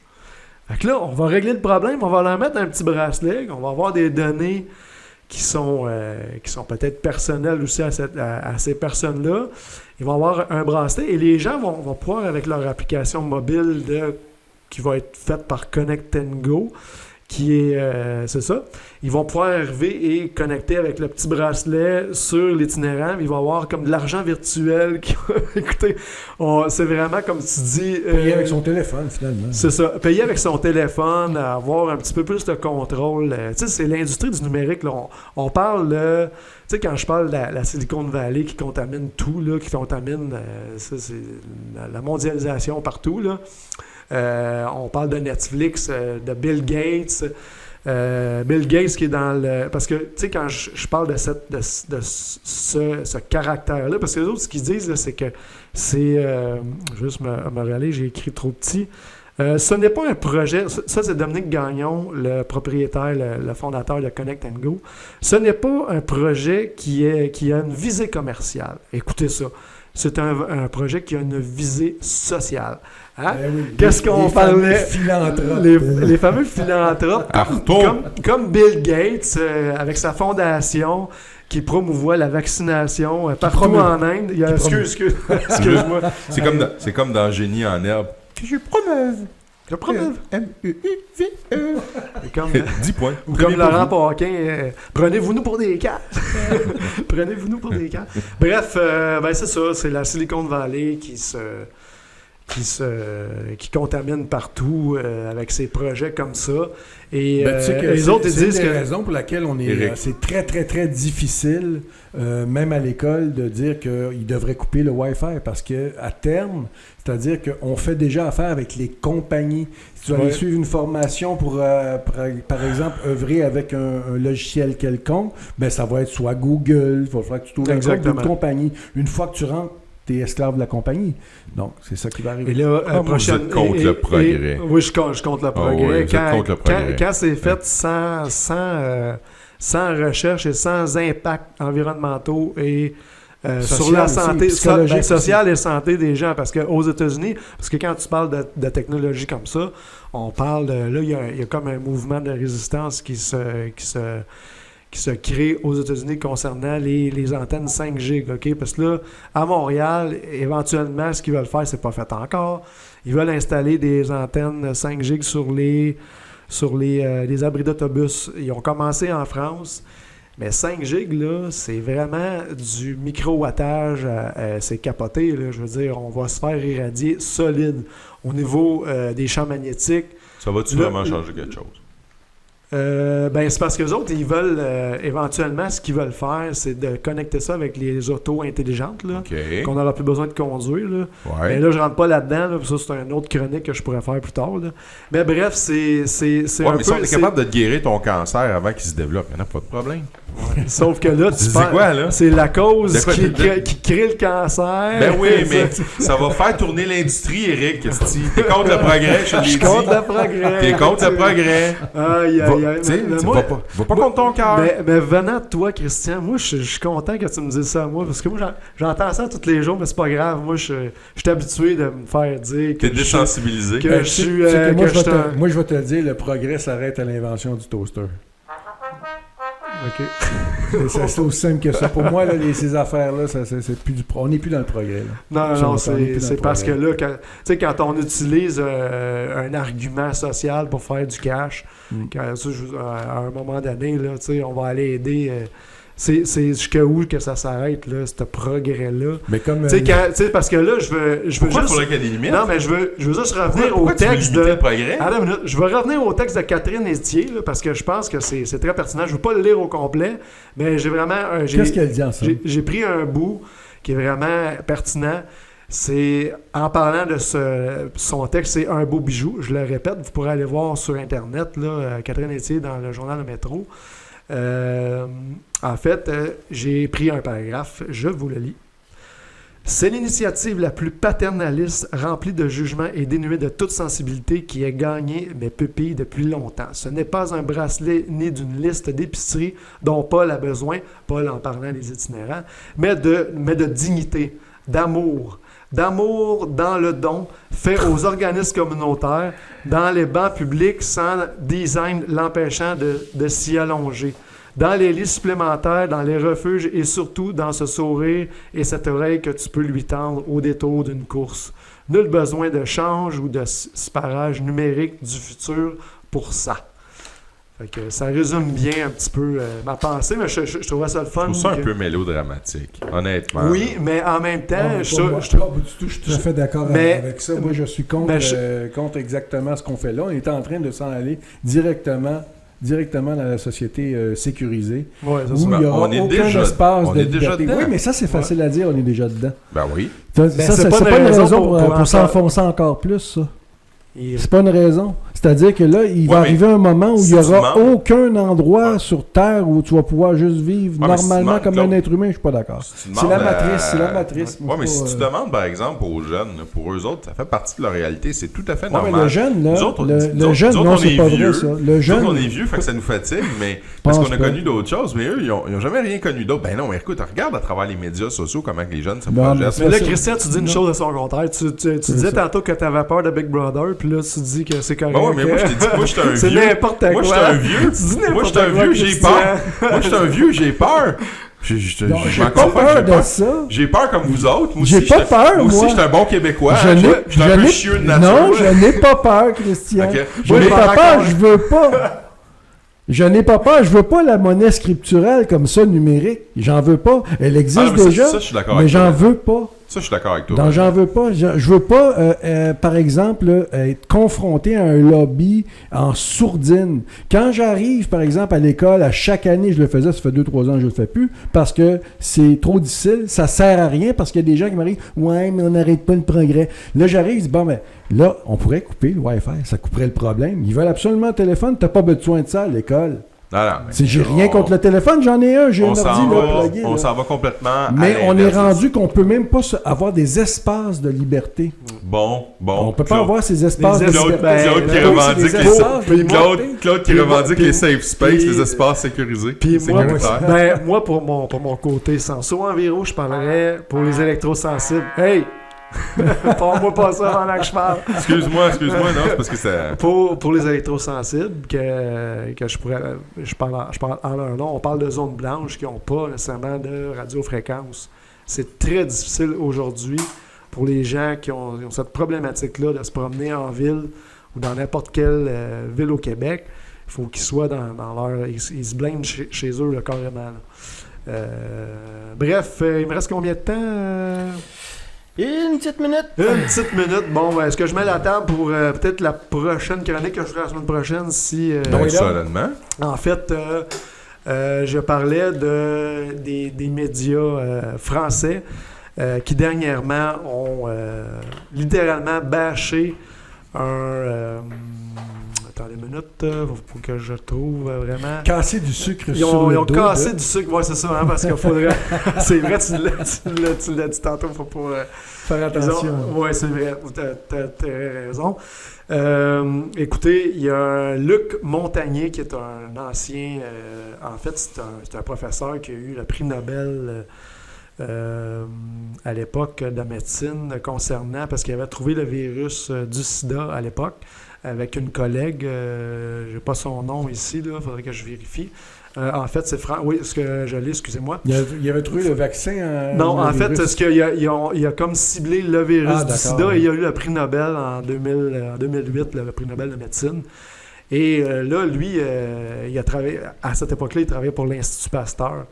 Et lui, il dénonce la vaccination et l'obligation vaccinale. Il est de retour, mesdames et messieurs. Il est de retour. Mais c'est parce que M. Montagnier, comme tu sais, quand tu disais souvent, quand les intérêts sont plus, tu sais, quand ça fait longtemps, là, lui, il dénonce un paquet de choses. Et il s'est fait ramasser par les médias, de pseudo-science, le lent naufrage scientifique du professeur Luc Montagnier, qui citait le Figaro. Un autre, j'ai trouvé sur Internet, 2 CV impressionnants, parce qu'il y avait un autre collègue qui était avec lui, qui était en monsieur... attendez une minute, là, je vais me retrouver. J'ai tellement de stock, là, ça n'a pas de bon sens. De toute façon, ça va être pour la semaine prochaine. Oui, c'est ça va être pour la semaine prochaine. Anyway. Écoutez, je vous laisse là-dessus. Je vous souhaite une bonne semaine. J'espère que vous avez aimé les chroniques et les sujets et les petits débats qu'il y a eu pendant l'habitude. C'est correct, les débats. Il n'y en a plus de débats. Il n'y a plus des... la pensée unique, il faut casser ça. Fait que, il faut citer, nous autres, on fait ça. Puis c'est bien correct. On n'oserait jamais. Puis de toute façon, on le sait bien. Hein? Avec toi, tu nous sors tout le temps des histoires de conspiration puis t'extraterrestres. Mais non, mais Christian Page, tout le monde en parle, a dit qu'il n'y en avait jamais eu de complot pour tuer JFK. Ben non, à partir du moment où il y a 2 personnes qui se rencontrent pour faire un meurtre, commettre quelque chose, c'est un complot. Donc Christian Page est dans le tort. Ouais, je pense que je l'invite à... Tu sais, Christian Page, il fait souvent son frais comme ça, qui vienne ça. Ouais. Qui viennent, je vais te l'accoter, mon gars. Oh. Non, parce que... Tu sais que c'est dans mes amis Facebook. Il fut un temps que Christian Page, je pense qu'il était... En tout cas, je ne sais pas ce qui s'est passé, mais je pense qu'il a changé complètement de...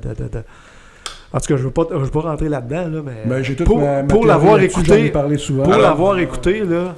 Alors, moi, je vous ramène Il va falloir qu'on revienne là-dessus dans une prochaine chronique. Oui, absolument, parce que là, ça va faire le niaisage. Moi, je vous le dis tout de suite. À l'ordre. Fin de la récréation. OK, alors... Comme dit souvent quelqu'un que je connais bien. On saute encore une fois la pub. Ouais, une petite pub quand même. Ouais, très courte publicité et on vous revient avec la chronique sportive de Robert Sirois.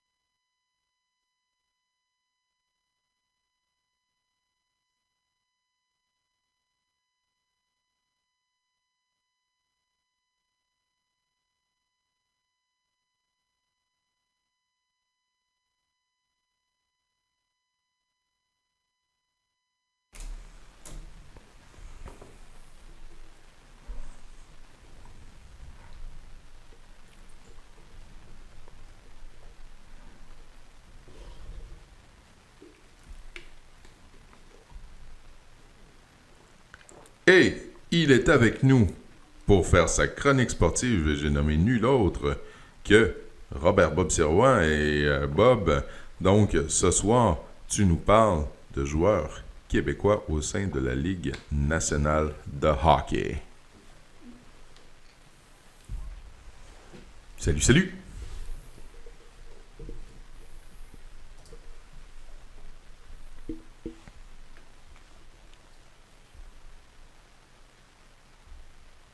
Oh, il semble que... Oh, on a un petit problème intermittent, mais ça va. OK, c'est beau. Désolé. Oui, absolument. C'est beau, vas-y, Bob. Tu dois être pris en 2 boulots, là. En 2 boulots puis un érable.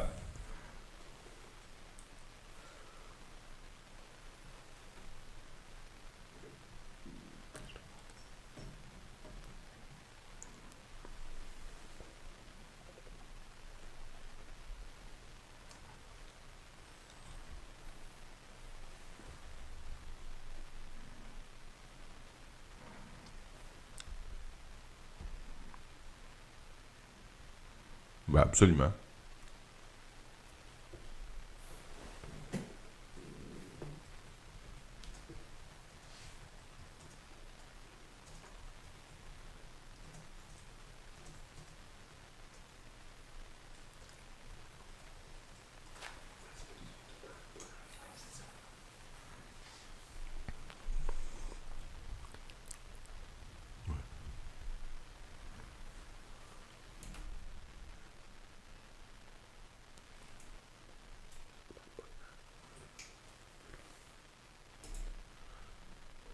Hey Bob.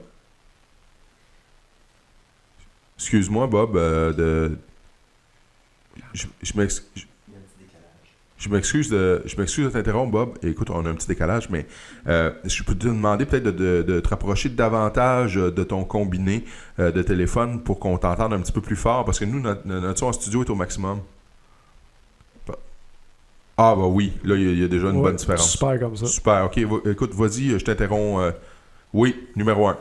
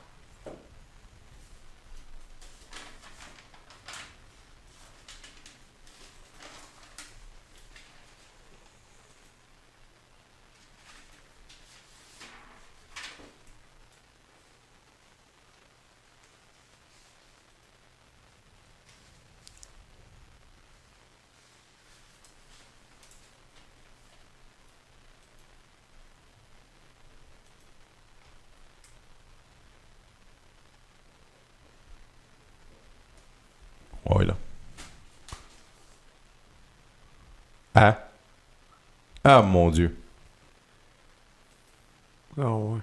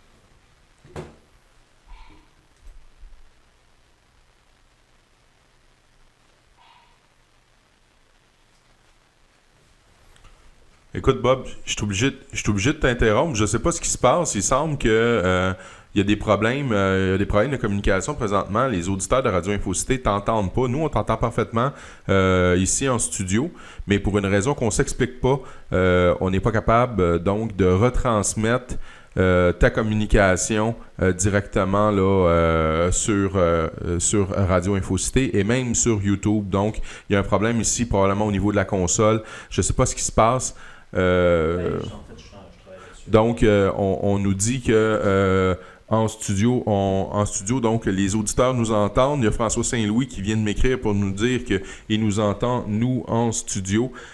Mais pour ta communication, ça marche pas. Ça marche toujours pas. Donc, je propose qu'on passe à la chronique et tu restes en ligne. Reste en ligne avec nous. On va passer immédiatement à la chronique de Claude Veilleux et on va te garder pour le dernier segment. On est vraiment désolé là, du petit problème technique. On ne sait pas ce qui se passe cette semaine-là. Okay. On va regarder des vidéos sur YouTube, des vidéos comiques. Là, probablement que ça c'est venu bouleverser non. l'équilibre de la force. Alors, on passe tout de suite au thème musical donc de Claude et après ça, sa chronique. Vas-y.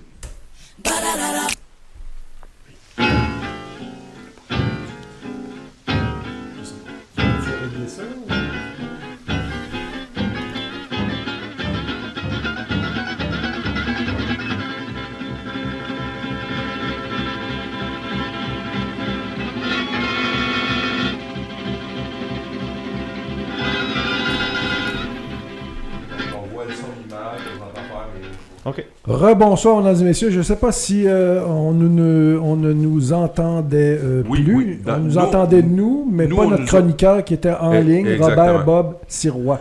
Ce qui était en gros en train de dire, c'est que il remontait dans le passé. Si on peut avoir la communication puis faire transmettre ça sur les ondes, on va passer tout de suite à ma chronique, puis après ça, on va passer à sa chronique. C'est-à-dire qu'on l'entendait parler du nombre de joueurs québécois dans la Ligue nationale qui ont grimpé, quoi, il disait au-dessus de 70, 75, je crois, à 105 ou 106 avec l'arrivée des Nordiques. Puis une fois que les Nordiques vont partir, que Bob Gainey va entrer comme directeur général du Canadien de Montréal, au départ de Bob Gainey, il n'en restait plus que 66. Maintenant, écoutez, moi, je vais en profiter pour faire ma chronique. Je vais commencer par l'international et sur la fin, s'il nous reste du temps, j'aimerais ça qu'on revienne sur cette histoire-là, un peu d'intersectionnalité, sans parler directement comme tel du concept, mais parler de la ségrégation qui nous reviendrait par la gauche. C'est ce qu'on entend, c'est le discours qu'on entend en France par beaucoup de commentateurs. Maintenant, l'international. Je voulais parler de Gordon Brown. Partir d'une nouvelle de Gordon Brown, qui est l'ancien premier ministre britannique, qui fait ses excuses récemment, cette semaine, qui a fait ses excuses à propos de la guerre d'Irak. C'est-à-dire que lui-même, ayant voté pour la guerre d'Irak en 2003, pour aller dégommer Saddam Hussein, il fait maintenant son mea culpa pour dire qu'il s'est fait avoir dans cette histoire-là, avec comme bien d'autres l'ont dit ensuite, avec cette histoire-là des armes de destruction massive, et que ça a été une erreur d'aller faire la guerre en Irak, puis etc. Je vais partir de cette histoire-là. faire un bond parce que vous savez, ces histoires-là à l'international, ça se recoupe, hein? C'est-à-dire qu'il y a une guerre larvée entre le bloc de l'OTAN, c'est-à-dire nous, hein, quand on parle de l'OTAN, on parle de l'Europe, de l'Ouest, hein, on parle de l'Europe, qui s'étend de plus en plus à l'Est, soit dit en passant, aux frontières de la Russie.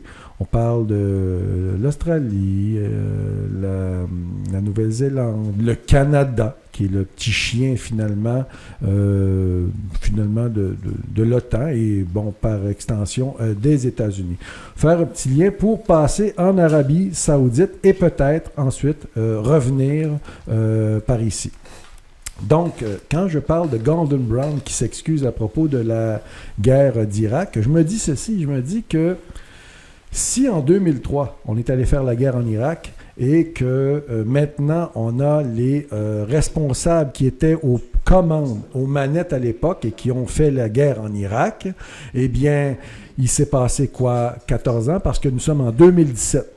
D'accord? En 2003, la guerre en Irak. Maintenant, nous sommes en 2017 et les officiels, ceux qui étaient aux manettes à l'époque, commencent à s'excuser d'avoir fait une guerre qui, finalement, a créé tout ce que l'on sait maintenant, État islamique et tout, et tout, et tout. Maintenant, j'aimerais dire ceci, c'est la même chose. C'est le même principe qui s'applique avec la guerre en Syrie. La guerre en Syrie que les Syriens, Bachar el-Assad, son armée, son peuple, est en train de gagner avec l'aide de la Russie. Donc, va-t-il encore se passer, 14 ou 15 ans avant que tous ceux qui criaient à la mort de Bachar el-Assad et tout ça, et qui ont fait finalement médias comme politiques occidentaux, alliance avec les terroristes. Mais ils vont faire un blackout. Maintenant, ce qu'il faut comprendre, Ils vont faire un blackout médiatique. Moi, d'après moi, c'est ça qu'ils vont faire simplement. Ils vont simplement pas en parler. Ils vont te parler des verrues plantaires de Gisèle Bolduc à Occupation Double. puis de la moyenne au bâton de Kirk Muller avant son troisième overdose. Tu sais que depuis les tout débuts de cette guerre-là en Irak, puis il faut remonter à celle contre Kadhafi, hein, quand on est allé assassiner Kadhafi. D'accord? Quelles étaient les raisons? C'est toujours des questions humanitaire. C'est toujours des questions. On fait jouer ce qu'on appelle la gauche. D'accord? On fait jouer la gauche, qui n'est pas nécessairement la gauche. Là, j'attaque pas la gauche syndicale, la gauche ouvrière. C'est un projet social. On joue l'humanitaire. Donc, c'est ça, c'est un projet social. C'est comme ça qu'on crée des dettes aussi. Non, mais exactement. C'est un projet de fin de vie pour des raisons humanitaires. Et voilà. Et le lien que tu peux faire très rapidement, je ne vais pas m'étendre là-dessus parce que je veux qu'on continue sur l'international. On va tuer Kadhafi pour des motifs humanitaires. C'est ça. C'est des motifs humanitaires. Et là, je vais faire un détour par l'Ukraine. L'Ukraine, aujourd'hui, cette semaine, en tout cas, moi je l'ai vu hier, on apprenait que, vous savez, quand on parle de l'affaire le Maïdan, c'est-à-dire la place en Ukraine où il y a eu ce qu'on appelle la petite révolution contre le gouvernement en place en Ukraine qui a mené à ce qu'on appelle le coup d'État. Nous, on le sait qui était aux manettes de ça, d'accord? C'est l'Union européenne, les Américains, la CIA, etc. Donc, l'OTAN. Là, on sait, depuis cette semaine, il y a des snipers qui sont sortis de l'ombre. Les snipers, vous savez ce que c'est? C'est les tireurs d'élite là, qui tirent. Là. Les francs-tireurs. Les francs-tireurs. La traduction exacte de sniper serait franc-tireur. Les francs-tireurs. Donc, les francs-tireurs sont sortis pour dire d'où venaient les ordres. Et d'où venaient les ordres pour tirer autant sur la police que sur les manifestants. Parce que les tireurs, les francs-tireurs, tiraient sur les deux camps. La police ukrainienne, qui était encore là la police du système en place de Yanukovych, je crois qui était son nom, le président ukrainien, qui était russophile, qui avait refusé... Ce qui est un grand défaut. Oui, exactement. Et là, ces gens-là sortent pour dire que les ordres venaient de l'opposition. Donc, à l'époque, je fais juste le dire que je le savais. Juste comme ça, là. Pas pour nécessairement me vanter, mais je le savais parce que ça commence. Pourquoi je le savais? Je n'étais pas en Ukraine. Mais c'est toujours comme ça que s'effectuent ces genres de petites révolutions colorées, le printemps arabe et tout ça. C'est-à-dire qu'on paie des gens pour aller tirer autant sur la police dans une manifestation que sur les manifestants. Et là, la guerre pogne. Donc, c'est ce qui est arrivé.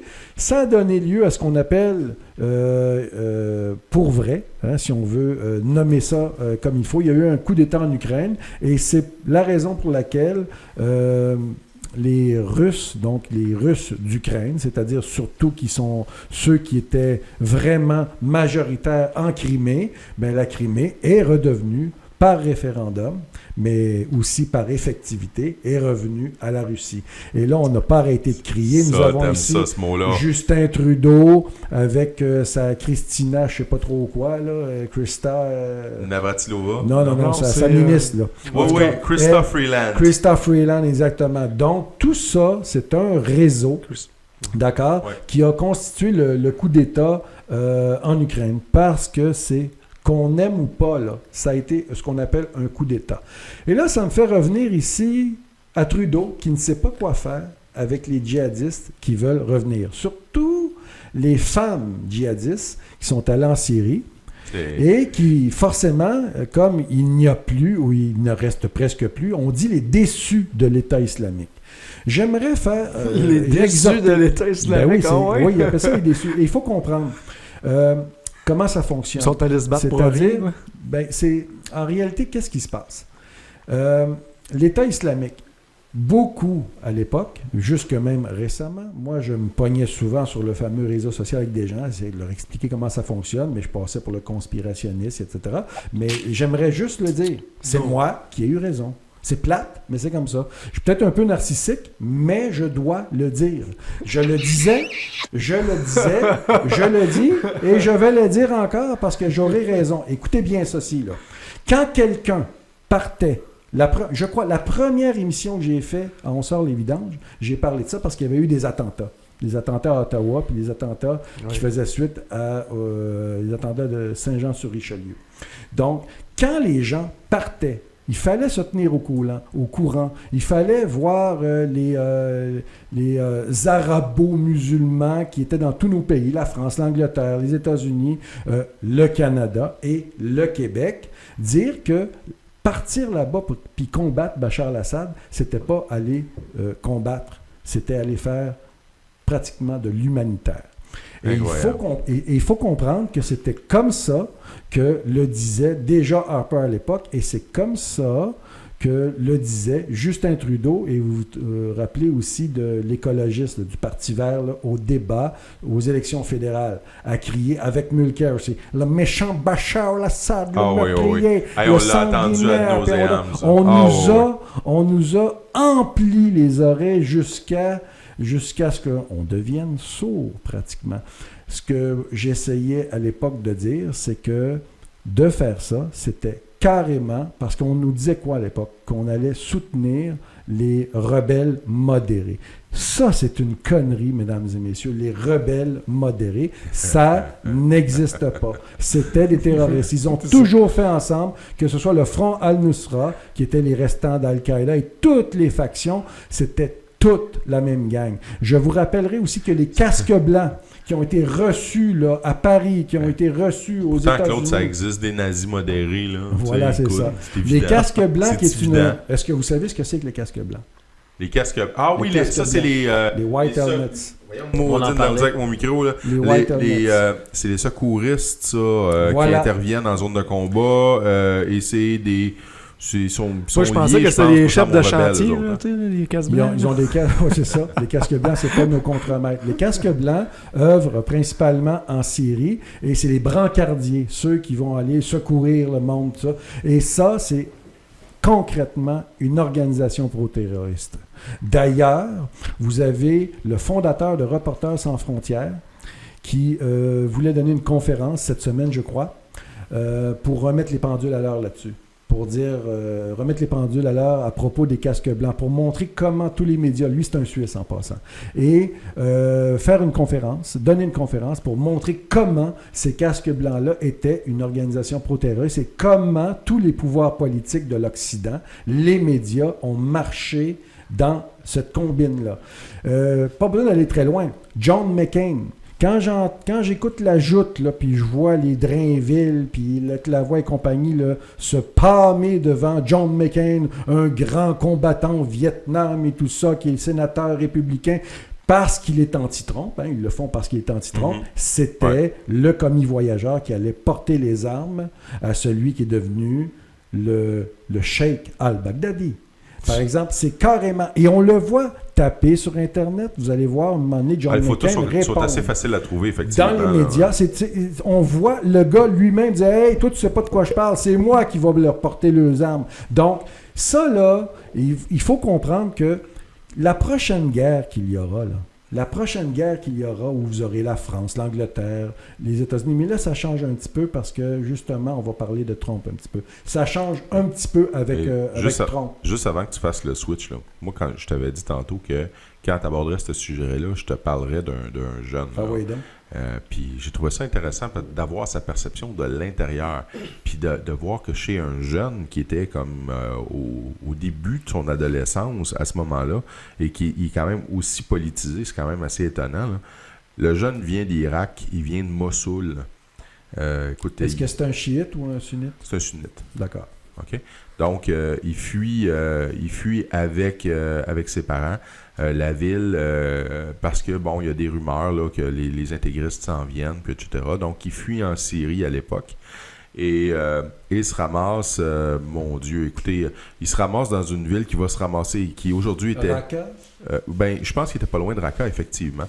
Donc, ils vont se ramasser là-bas, ils vont réussir à fuir. Donc, ils sont toujours comme en avant de l'État islamique, mais ils réussissent à se sauver avant que l'État islamique arrive. Et là, ils vont se ramasser, je pense, dans le bout de Tartouse. Puis à partir de là, ils vont avoir accès, ils vont réussir à fuir, à s'en aller dans des camps de réfugiés, éventuellement en Turquie, avant de s'en venir au Canada. Mais là, c'est pas récent, ça. Là, on parle de quand même d'il y a 4 ans environ, 4-5 ans. OK? Ce jeune-là, je jase avec. Et là, il me raconte, il me dit, écoute, Bachar al-Assad, là, c'est un bon Jack. OK? Il est du bon bord. C'est pas lui le méchant. Voilà. Puis quand moi j'y parle de l'État islamique, il me dit ah, écoute, ça c'est le diable incarné. Puis quand je parle du front al-Nusra, il me dit les autres, hein. Il est conscient de la game qui se joue. Il comprend tout, là. Oui, mais c'est parce que... Il l'a vécu aussi. Oui, il l'a vécu. Puis plus que ça, ouais. il a reçu des photos, ça fait une couple de mois, là, de sa maison, où il est né, où il a grandi. Et il reste à rien. Okay. C'est rasé complètement. Tout est Il reste détruit. à rien. Fait que, Mais mets-toi la place C'est de... l'État islamique, j'imagine, tout rasé. possiblement, mais ça peut non, être, mais aussi, ça peut être avec carrément de l'artillerie d'autres, ou des peut-être qu'il y a eu bombardements des russes. bombardements. Attention, c'est une guerre. Là. Quand on parle d'une guerre comme ça, c'est sale des deux côtés. Là. Ouais. D'ailleurs, moi-même, là, je vais vous le dire, puis je vais l'avouer à tout le monde, là, puis je l'ai déjà dit. Si j'avais été Syrien, c'est sûr et certain que j'aurais voulu dératiser mon pays, puis j'aurais commis, moi aussi, des crimes. Des crimes de guerre, on s'entend, là. Mais c'est sûr et certain que je n'aurais fait aucun quartier à cette gang d'égorgeurs-là. Et même maintenant, quand je vois, et c'est là le lien que je veux faire, imagine-toi, avant de revenir directement avec Trudeau, qui ne sait pas quoi faire avec les djihadistes qui veulent revenir, il faut comprendre ceci. Ce que ne dira pas Trudeau, c'est que lui-même, il est responsable de ces djihadistes qui veulent revenir. Effectivement. Il ne peut pas les laisser tomber. Mais en même temps, il sait très bien que s'il va trop ouvertement en disant c'est un peu. Il ne pourra pas dire oui, c'est un peu de notre faute, on vous a encouragé à aller là-bas, puis finalement, on va se servir de vous pour déloger Bachar al-Assad. Parce qu'il faut comprendre le plan. Le plan, c'était quoi? C'était de déloger Bachar al-Assad et ensuite de faire la guerre à l'État islamique, de reprendre le pays. Un peu comme ce qu'ils sont en train de faire en Libye. C'est le même principe. Sauf que ce qui est arrivé après la Libye, Poutine a dit non, ça s'arrête là. Et à l'époque, je disais déjà que c'était sûr et certain que la Russie s'en mêlerait déjà depuis 2012, je disais ça. Revenez dans vos trucs. Depuis 2012. Et finalement, la Russie s'en est mêlée. Ils sont en train de dératiser. Ils sont en train de gagner la guerre. Donc, je reviens à Trudeau. Trudeau, imaginez-vous, surtout quand c'est des femmes, parce que vous savez, j'entendais Fabrice de Pierrebourg le dire. Le mot d'ordre maintenant, c'est pour pas que reviennent ces combattants-là djihadistes, les Français, ceux qui sont de nationalité française qui vont revenir en France, d'autres en Angleterre, d'autres aux États-Unis, mais là, Trump s'est pas mal organisé pour qu'ils ne reviennent pas aux États-Unis, lui. Et pour pas qu'ils reviennent au Canada, le mot d'ordre là-bas, même pour le Canada, c'est de les tuer. Vous les trouvez, les djihadistes là-bas, vous les tuez avant qu'ils se désarment, puis qu'ils passent par les camps, puis qu'ils fassent des demandes d'immigration, puis qu'ils reviennent. Mais en ce qui concerne les femmes, Les femmes qui sont allées là-bas et qui ont bien vu que c'était l'enfer, hein, c'était pas le paradis sur terre d'aller dans l'État islamique, ben ces femmes-là ont fait aussi des enfants là-bas et n'ont plus de place où aller. Non, puis le Donc, retour... si elle est québécoise, si elle est canadienne, si elle est anglaise, si elle est néo-zélandaise, elle veut revenir dans son pays. Mais là, qu'est-ce que tu fais avec ça? Et c'est ce que je dis. Je dis Trudeau et toute cette gang-là, ce sont les responsables, les principaux responsables d'être allés faire une guerre comme ça au nom d'intérêts géostratégiques qu'ils sont, de toute façon, et que, je le disais, en train de perdre. Absolument. Ça n'a servi à rien. C'est déjà fait, Ça n'a c'est déjà servi à perdu. rien, ça nous a coûté beaucoup d'argent et ça va nous coûter des morts parce que là, il y a des gens qui vont rentrer, qui vont commettre des attentats, comme ils s'en fait déjà. Donc ça, c'est pour cette portion-là. Je ne sais pas s'il me reste du temps. Écoute, il te resterait un 3-4 minutes. Hein? En fait, on pourrait dire tout dépendant. Enfin. Ben écoute, ça va dépendre, en fait, je te dis 3-4 minutes.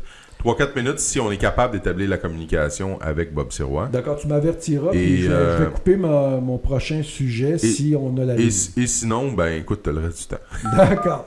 Donc maintenant, je veux en profiter pour parler de ce qui s'est passé en Arabie Saoudite. Vous savez, c'est quelque chose dont je voulais parler il y a 2 semaines et je n'ai pas eu le temps d'en parler.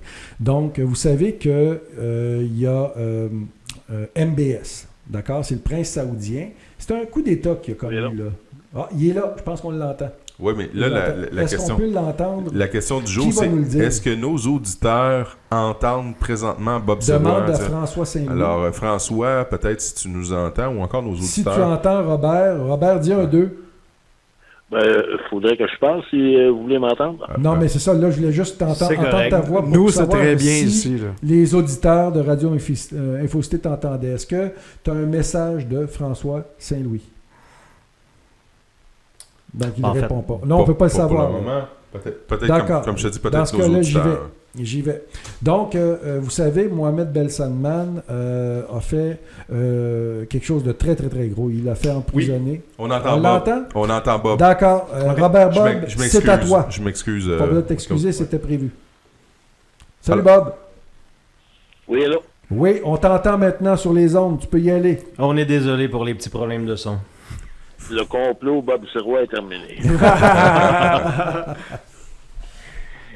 Écoutez, les gars, je vais commencer, je vais recommencer. Souvent, on entend parler par les médias traditionnels ici au Québec il reste presque plus de Québécois dans la Ligue nationale de hockey. C'est tout le temps du négatif au sujet des Québécois dans la Ligue nationale de hockey. Pareil comme si on n'existait plus comme nation dans cette ligue-là. Pourtant, les chiffres ne mentent pas. Les chiffres, c'est des chiffres. Les chiffres racontent une histoire. Et puis, voici l'histoire des Québécois cette année dans la Ligue nationale de hockey. On va débuter avec la première nation, le premier pays. C'est pas vraiment une nation, mais c'est un pays, le Canada. Et il y a 379 Canadiens qui jouent présentement dans la Ligue nationale de hockey. À l'intérieur de ça, il y en a 50 qui sont des Québécois. Donc, il y a 329 Canadiens en première place. En deuxième place, c'est les Américains avec 212 joueurs. La Suède avec 82 joueurs. Et la quatrième nation dans la Ligue nationale de hockey, c'est le Québec avec 50 joueurs. Ensuite suivent la Finlande avec 37, la Russie 33, la Tchécoslovaquie 34 et un paquet d'autres petites nations avec 10 joueurs et moins. Alors, tout ça pour dire qu'on se porte quand même assez bien là-dedans dans la Ligue nationale de hockey. C'est moins qu'il y a des décennies, mais on va y revenir tantôt.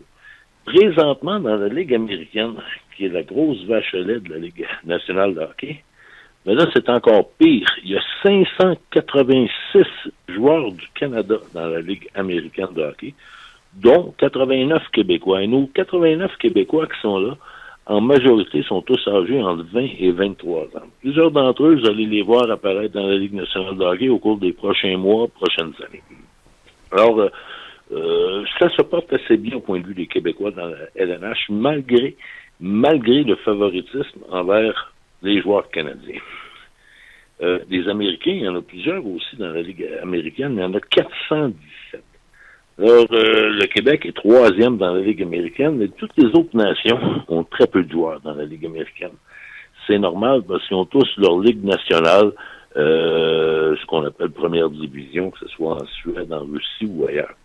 Alors, on devrait s'attendre à avoir à peu près 60 joueurs québécois dans la Ligue nationale de hockey cette année. Alors, on a assez pour pour construire une très, très bonne équipe nationale. En plus, à travers ces joueurs-là, cette année, ben, il y a eu Berdo, qui a presque 1 point par match, 22 points en 23 matchs. Il y a Marchessault, 21 points en 19 matchs. Anthony Manta, 20 points en 24 matchs. David Perron, 19 points en 21 matchs. Christopher Letang, 18 points en 26 matchs. Derek Brassard, 17 points en 22 matchs. Alors, on a des joueurs qui sont parmi aussi les meilleurs de la Ligue nationale de hockey. Ça nous ferait une très belle équipe nationale pour participer dans des championnats du monde. Cela dit, les gars, en 1978-79, dans la Ligue nationale de hockey, ça c'est juste avant l'entrée des Nordiques dans la Ligue nationale de hockey, il y avait 66 Québécois, je faisais partie de ceux-là, dans la LNH. L'année suivante, 79-80, avec la venue des Nordiques et des 3 clubs de la Ligue mondiale, le chiffre de 76 est monté à 105 Québécois dans la Ligue nationale de hockey. C'est incroyable pareil. Hein? Tu vois la pression que ça a exercé à ce moment-là sur la Ligue, d'avoir un deuxième club au Québec. Oui. C'est un apport considérable. Quand on regarde par rapport à ce qu'on a dans l'état actuel, comme tu dis, une 60aine, c'est pas mauvais, mais de pouvoir presque doubler la quantité de joueurs à l'intérieur de la Ligue nationale, ça pourrait être intéressant. T'sais, on a un auditeur qui nous dit oui, mais hey Bob, ça pourrait pas être intéressant justement de voir, par exemple, une équipe de la KHL s'établir à Québec. Oui, ça, écoute, c'est un... je n'ai entendu parler, ça fait plusieurs personnes qui me parlent de ça. Mais pas des personnes qui sont directement reliées avec la venue d'une franchise à Québec.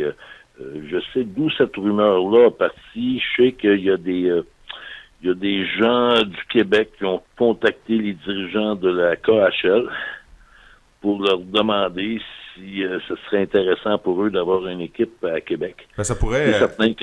C'est certain que les dirigeants de la KHL ont dit qu'ils seraient très intéressés, mais je vois pas Québécois s'enligner là-dedans. Mais peut-être un autre groupe pourrait louer le centre Vidéotron et installer une équipe de la KHL à Québec. Mais ne serait-ce qu'une façon, Bob, de créer une pression sur Batman et sur la Ligue nationale, dans le fond, leur forcer un petit peu la main pour dire si vous réformez pas, vous prenez pas en main, puis vous donnez pas une chance à Québec, ben il y en a d'autres qui sont prêts à le faire avec un bon calibre. On a Éric Dubé aussi qui voudrait faire un commentaire ou poser une question. Oui, ben écoute, salut Bob, c'est Éric, ça va? Oui, écoute, moi, je suis vraiment content de t'entendre dire, parce que moi, je suis un joueur de hockey, je joue dans une ligue de garage. Je ne suis pas le hockey nécessairement, je ne regarde pas les matchs, mais je me suis toujours dit que si le Québec était indépendant, on pourrait avoir une équipe nationale avec nos bons joueurs. Je me suis toujours fait dire par des pessimistes, « Oh, on n'aurait pas assez de bons joueurs. » Mais là, ce que tu viens de dire ce soir, là, c'est vraiment solide, là. Je veux dire, c'est des chiffres qui parlent vraiment. C'est après ça. Puis quand on dit qu'il n'y a pas assez de bons joueurs, parce que le deuxième argument qu'ils vont dire, OK, là, il y a 50 joueurs dans la Ligue nationale de hockey, mais on aurait de la misère à battre la Lettonie. Ouais, la Lettonie n'a un joueur dans la Ligue nationale de hockey. Ouais, c'est ça. La Slovaquie, il y aurait juste 11. Ouais. La Slovénie, ils en ont 2. C'est tout le temps des maudites niaiseries qui nous sortent. Présentement, on est la 4e nation dans la Ligue nationale de hockey. Et puis, on serait probablement dans le top 4. C'est pas compliqué, c'est ça. Puis, sans compter, Bob, toi qui as déjà promu longtemps, puis tu le fais encore une équipe nationale, sans compter qu'une fois que tu... Pardonnez-moi, une fois que tu as un programme d'équipe nationale, imagine-toi les ouvertures que ça crée ensuite. Parce que l'équipe doit fonctionner à l'année, donc tu dois avoir des défenseurs. C'est des gens tu dois avoir les joueurs d'avant, tu dois les remplacer. Donc ça crée des postes disponibles et donc une plus grande formation juste avec une équipe nationale pour dire aux détracteurs de ça, là. C'est-à-dire que juste le fait d'avoir une équipe nationale, tu le ferais passer ton quota de 50-60 à 100 quelques. Juste ça, minimum, parce que ça forme des joueurs. Je sais pas si tu es d'accord avec ça. Ouais, je suis d'accord avec ça, mais je suis d'accord encore plus que le Québec, si le Québec avait une équipe nationale en partant, là, Eric, on a le droit, comme nation, d'avoir une équipe nationale dans tous les sports. Même si on n'est pas indépendant. L'Écosse et 29 autres nations non souveraines qui ont des équipes nationales qui participent à des championnats du monde. Bon, là, je suis même pas rendu aux Olympiques avec le Québec, je suis juste dans les championnats du monde. L'Écosse, c'est pas un pays de l'ONU, pourtant, ils ont leurs équipes nationales. Même chose, l'Angleterre, c'est pas un pays, l'Angleterre. C'est une province comme on est. Ils n'appellent pas ça une province, mais c'est pas un pays, ils sont pas à l'ONU. Même chose avec l'Irlande du Nord, même chose avec les Bermudes, même chose avec Porto Rico. Alors le Québec, juste avoir une équipe nationale junior pour participer au championnat du monde, ça montrerait à la face de tous les dépisteurs, de recruteurs de la Ligue nationale de hockey, nos 20 meilleurs joueurs, comme la Finlande le fait, comme la Russie le fait, comme le Canada le fait avec 1 ou 2 Québécois. Cette année, ils n'auront même pas. Ils n'en ont même pas pris un. Alors, déjà là, compétitionner contre d'autres nations, on pourrait juger à ce moment-là de la valeur de nos hockeyeurs. Mais ça, moi, c'est ce que j'ai toujours... Tu sais, j'écoutais Claude, mon ami Claude Veilleux, tantôt parler du PQ. Puis oui, souvent, on reproche plein de choses au PQ. Moi, ce que je leur reproche, c'est leur inactivité quand ils ont été au pouvoir. C'était très facile pour eux, à ce moment-là, de négocier face à face avec le Canada pour la mise sur pied d'équipes nationales dans tous les sports. Ils auraient gagné leur point. Ils l'auraient gagné leur point parce que c'est pas le Canada qui décide.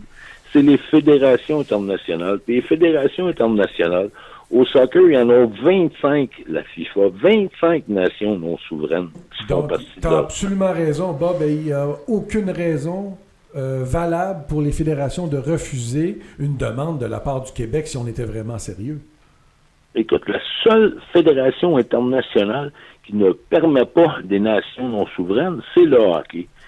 Puis ça, là, c'est seulement que depuis 2006, quand Maître Bertrand a essayé de former une équipe Québec, la Fédération internationale s'est aperçue qu'il y avait un genre, là c'est un terme anglais, là, puis je vais m'en servir, il y avait un loophole dans leur réglementation qui permettait la mise sur pied d'équipes nationales de nations non souveraines. Ben, c'est pas compliqué, hein? Qui c'est qui est en charge? Qui a le gros bout du bâton avec la Fédération internationale de hockey sur glace? C'est la Ligue nationale de hockey, c'est nos Canadiens, puis on passe un règlement comme quoi que il n'est pas permis un pays, une équipe. C'est pour ça que la tactique aurait été de former des équipes nationales dans tous les sports, comme tu le promeus si bien. Il n'y a rien de plus rassembleur que ça. On se plaint, on entend beaucoup, on dit les immigrants, les nouveaux arrivants, ils se mêlent pas avec nous, ils s'adaptent pas, ils forment des équipes nationales dans tous les sports, que ce soit au football, au volleyball, au hockey, au baseball, n'importe quoi. Soit que les immigrants vont s'identifier au Québec parce que leur objectif, ça va être de faire partie et pour bien l'illustrer, Bob, et de porter notre drapeau fièrement. C'est ce que je dis au gouvernement, ce que j'ai dit à PKP, ce que j'ai dit à Mme Marois, ce que j'arrête pas de crier. Mais à part Québec, en faire des Québécois, ben, c'est avec le sport, rien d'autre. À part, tu nous avais parlé de l'intérêt qu'avait manifesté à l'époque Pauline Marois, mais à part Mme Marois, même tu regardes, comme je te dis, au sein du Parti québécois, des différents partis qui se disent... Je vais te couper tout de suite. La gang qui est là ne veut rien savoir. Lisez en premier. Tandis que quand PKP était là, PKP, c'était officiel que si le Parti québécois prenait le pouvoir, une des premières choses qu'il faisait, c'était de négocier pour que le Québec ait leurs équipes nationales dans tous les sports. Pierre Carl avait tout compris. Ouellette a tout compris. Lisez, veut rien savoir de ça. C'est incroyable. Hey, j'ai une petite question pour toi, Maître Bob. Tu sais, quand le Canada gagne un championnat mondial, ou même les Olympiques, là, est-ce que tu vois dans la rue des gens sortir, les Québécois, avec les drapeaux, puis sur le top des chars? Top du hood. Comme on le voit, par exemple, quand les Italiens ou les Brésiliens ou n'importe qui gagnent la Coupe du Monde? Ouais, ben quand le Canada, tu sais, quand les Québécois s'identifient quand il y a les Jeux olympiques, là, c'est pas compliqué, hein, les Québécois deviennent tous Canadiens, même notre frère Rouen, Guillaume Lepage, qui dit que la seule fois qu'il se sent vraiment Canadien, puis c'est quand il y a les Jeux olympiques. Ouais, mais j'ai des petites nouvelles pour lui et pour les autres. Moi, je veux te dire une chose. Imagine-toi le Québec comme nation au hockey gagner une 8e de finale dans un championnat du monde. Vous ne créerez pas à ça. Là. Ça va être la folie. Et là, tu vas le savoir. Quand le Canada gagne, moi, j'entends aucun klaxon. Là. Mais aucun klaxon. Là. Mais quand le Québec gagnerait une 8e, là, un quart de finale, ça serait le diable dans la place. Ça, c'est ça. Moi, j'ai toujours dit, je te coupe la parole là-dessus, je t'ai toujours dit que tu organises un 4 de 7, série 4 de 7, Québec contre le Canada au hockey sur glace, que ce soit au junior ou au niveau professionnel, tu fermes le pays, là. Ouais. On devient comme l'Argentine puis le Brésil, là. Voilà. Exactement. Je pense qu'il y a beaucoup de joueurs québécois qui seraient prêts à faire ça. Qui sont dans la Ligue nationale. Là. Absolument. Ils seraient fiers de participer à l'équipe québécoise. C'est ça, ils seraient fiers. Souvent, ce que les gens disent, ouais, ben si il faut leur donner le choix aux joueurs du Québec de jouer pour l'équipe Canada ou l'équipe Québec. Regarde, là, dans le junior, ils n'en prennent pas un. Fait que les petits, ils sont pas non, mais puis dans la Ligue nationale, ils ont eu de la misère à prendre Martin Saint-Loup la dernière fois, puis il était le meilleur marqueur des 3 dernières années de la Ligue nationale de hockey. Voilà. Pas des farces. Exactement. Il était trop petit. Dans les joueurs, présentement, là, tu sais, âgé de 24 ans, Huberdeau, 1 point par match, Marchessault, 1 point par match, plus qu'un point par match, Manta, 1 point par match. Puis ils n'en parlent pas ici au Québec, hein. Ils s'en vendent pas trop. Ils n'en parlent pas trop de nos Québécois. Je ne sais pas si vous en souvenez, dans le temps, il y a plusieurs décennies, là, le nom des Québécois, ça sortait. Maintenant, on les oublie. Et puis, défensivement, quand ils disent défensivement, ouais, mais en défensive, on n'est pas fort. Donc, juste avec Christopher Letang, avec, excuse-moi, Marc-Édouard Vlasic, déjà, tu as 2 joueurs qui sont des joueurs d'équipe Canada. Puis imagine-toi deux joueurs justement qui ont le profil pour combler une équipe, c'est-à-dire que Vlasic est super défensif. C'est le genre de gars qui va te neutraliser, par exemple, Sidney Crosby, il ne sera pas capable de toucher à la rondelle. Puis deuxièmement, tu as quelqu'un pour l'attaque à 5 pour faire respirer le jeu. Et là, sans compter les autres, j'en ai plein d'autres aussi, des très bons défenseurs. Ben oui, tu as David Savard écoute bien, t'as David Savard, t'as Girard qui vient d'être échangé. Les jeunes, ils ont tous 23, 24, 25 ans. Je te le dis, mets cette équipe-là sur pied dans un championnat du monde, ben, ils sont dans le top 4. Puis le hockey sur glace se joue sur la glace, ben ils peuvent aussi bien surprendre n'importe qui. Et la frénésie qui s'emparait. Moi, je te dis, j'ai toujours remarqué ça depuis que je suis tout petit, là. Le Canada gagne, puis si, moi je me souviens, une fois j'ai pris pour le Canada, c'est parce que Mario Lemieux était là. C'est bon, je prenais pour le Canada, même si j'aimais mieux les Russes, là, bon. Parce que j'aimais beaucoup Mario Lemieux, je m'identifiais à son style de jeu et non pas à Mario Lemieux, la personne, nécessairement. Puis là, il gagne, là, tu te souviens du fameux but dans le haut du filet de Mario Lemieux sur une passe de Gretzky. Et là, tu sors dehors, il se passe rien, mais imagine-toi, c'est le Québec qui gagne encore là, un quart de finale. Ça serait le diable. Donc, c'est la folie au Québec. Voilà. Mais c'était la raison, c'est une des raisons, c'est pourquoi les Québécois, puis il y a des gens qui rient de moi quand je dis ça, puis je le redis encore une fois, après le référendum 95, quand le Canada a décidé de déclarer la guerre au Québec, ben c'est là que ça s'est déclaré, puis ça lâche pas depuis ce temps-là. La pression est venue sur le groupe Molson pour se débarrasser des Québécois, du nationalisme, de la ferveur nationaliste québécoise engendrée par le nombre de Québécois que le Canadien de Montréal. C'est là que c'est accéléré le côté vecteur du fédéralisme du Canadien de Montréal. Encore une affaire de conspiration, là, Bob Sirois, là. Je crois pas à ça se peut pas. Écoute bien, c'est dans le secret des yeux pour savoir ce qui se passe. Non, mais tout c'est drôle, hein? Toute la planète, quel que soit le pays, le sport, c'est leur drapeau. Le sport, c'est leur identification nationale. Le sport, c'est leur hymne national. Quand est-ce que tu entends l'hymne national jouer, avant, tu l'entendais à CBC par Radio-Canada, là, à minuit le soir, quand ils ferment les ondes, mais tu ne l'entends jamais, à part que quand il y a des événements sportifs. Voilà. Ils n'ont jamais rien compris, le PQ. Moi, là, je leur en veux tellement.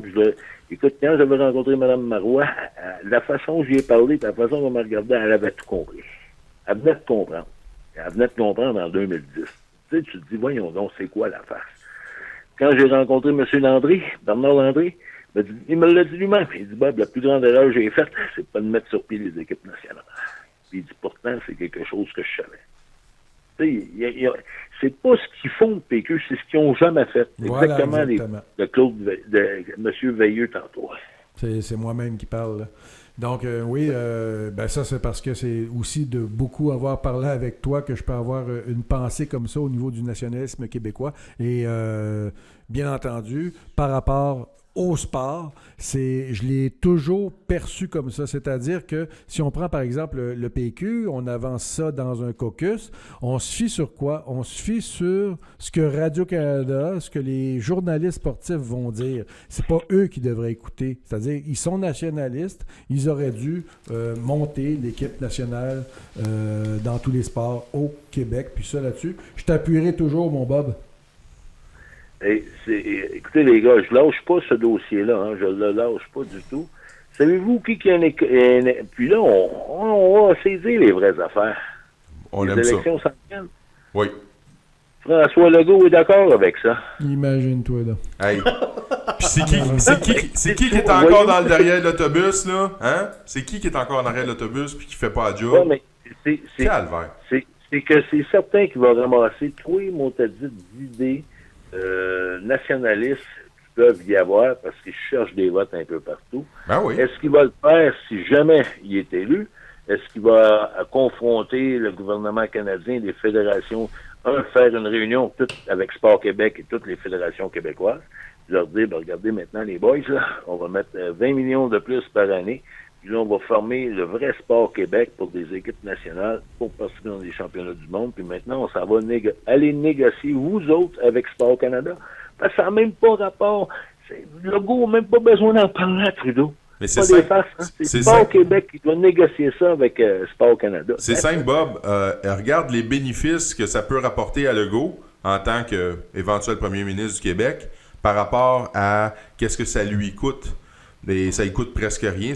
Donc, le capital politique peut aller se faire en faisant une affaire de même, mais considérable. Et ça, Lisée est en tout cas. Je vais m'en retenir, là. Je veux pas. Mais il est à côté de ses pompes, puis pas rien à peu près. Puis, je peux vous dire aussi qu'il y a même des députés et des ministres du Parti libéral qui sont d'accord avec ça. Ah, je suis tout à fait conscient là, que c'est sûr que ça se peut, là, oui. Quand tu dis que la Fondation Équipe Québec, là, dans laquelle j'étais, que je ne suis plus, mais que je suis en train de mettre sur pied autre chose qui va pousser pour les équipes nationales, ça, c'est pas grave, là, même si on est deux groupes, chacun fait leurs petites affaires, ça va. Et la Fondation Équipe Québec a reçu, cette année, 4 fois plus d'argent des députés et des ministres du Parti libéral que du Parti québécois. C'est incroyable. C'est un peu comme, je ne sais pas si tu entendais Christian Derry tout à l'heure parler de... Oui, c'est ça. Quatuor qui a envoyé 2000 $. Incroyable. Incroyable. C'est un peu comme, on voit le Parti libéral pousser sur le projet, là, mettons, du monorail. Là. C'est supposé devenir je sais pas, du PQ. Hein, on va s'entendre, c'est le PQ qui aurait dû pousser ça depuis très longtemps. Hein. Non, il passe à côté d'un paquet de choses. En tout cas, les gars, moi, je peux vous dire de quoi. C'est que ce dossier-là, je ne le lâcherai pas du tout. Puis défendre les athlètes québécois, je vais le faire à tous les jours parce que c'est ma passion, c'est ma mission pour la fin de ma vie. J'espère qu'il m'en reste 5, 10, 15, 20, 30 ans, mais je veux voir ça un jour. Au rugby, les gars, là, je termine là-dessus. Au rugby féminin, là, l'équipe féminine... Elles sont fortes, les filles, là. Est tellement forte, qu'ils ont battu Regina par plus de 60 points.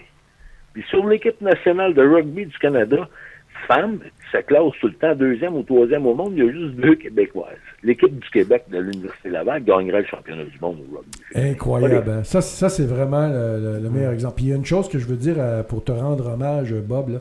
Quand je t'ai vu pour la première fois retontir là, sur le fameux réseau social dont on ne peut prononcer le nom, j'ai dit, voyons, c'est un joueur de hockey, ça. Il y a bien des propos nationalistes, puis je peux te le dire. Là. Toi, tu vas me dire, oui, t'en connais d'autres, des nationalistes, mais des aussi engagés que toi, des joueurs de hockey. Qui sont nationalistes comme toi et qui ont vraiment à cœur l'intérêt du Québec dans toutes ses sphères et dont, bien entendu, dans le sport. Mais je te félicite encore une fois parce que parmi les anciens joueurs de hockey, vous n'êtes pas légion. Non, on est, il y en a plusieurs là-dedans qui la politique n'intéresse pas du tout, là, que ce soit indépendantiste ou pas. Il y a quand même certains joueurs. Tu sais, les joueurs de hockey, c'est un groupe, c'est le capitaine, c'est le coach, c'est qui décide quoi, puis après ça, qui est dans l'équipe, puis là, les joueurs suivent. Mais je peux te dire que j'en connais au moins une quinzaine qui ne sont pas, on les entend pas, puis on les voit pas, puis sont pas publics, là, mais que c'est un de mes projets, là, de justement mettre sur pied un genre de gros banquet québécois indépendantiste sportif où on va justement mettre beaucoup de pression sur les partis politiques, quel que soit le parti politique, de mettre sur pied des équipes nationales. J'espère que le Bob Sirois va faire des petits parmi ses anciens collègues et les nouveaux aussi. Puis écoute, c'est génial de t'avoir avec nous autres comme ça, Bob, à toutes les semaines. On te remercie d'être là. On te remercie d'avoir été encore avec nous cette semaine, malgré les petits problèmes techniques qu'on a eus. On a réussi à régler ça, puis on t'attend avec nous la semaine prochaine. Oui, certainement. Puis on va continuer sur des dossiers semblables. Et puis je vais vous donner un peu plus de nouvelles aussi sur le documentaire qui s'en vient. Là, on t'en remercie infiniment. Écoute, très hâte de entendre parler de ton documentaire. Nous, c'est la fin de l'émission des Chiens Fous pour cette semaine. Dans un instant, c'est le Journal du soir. Et ce soir, François Saint-Louis a des invités très spéciaux. Très spéciaux, oui. Oui. Des agents très spéciaux. Il y a un chenil au complet qui vient faire un tour, un petit 15-20 minutes en compagnie de François. Donc, c'est nous, les Chiens Fous, qui sommes les invités de François pour environ un petit 15-20 minutes en début d'émission avec lui, histoire d'agrémenter le tout. Alors, on fait l'expérience ce soir, donc, du direct à distance, Studio des Laurentides versus Studio de Montréal. On va voir ce que ça donne. On se croise les doigts pour pas que c'est la guerre entre Saint-Jérôme et Montréal. Oh yeah! Attachez vos trucs parce qu'on va planter Valérie Plante. Oh. Alors, on passe à une pause publicitaire et on vient avec l'émission de François. En fait...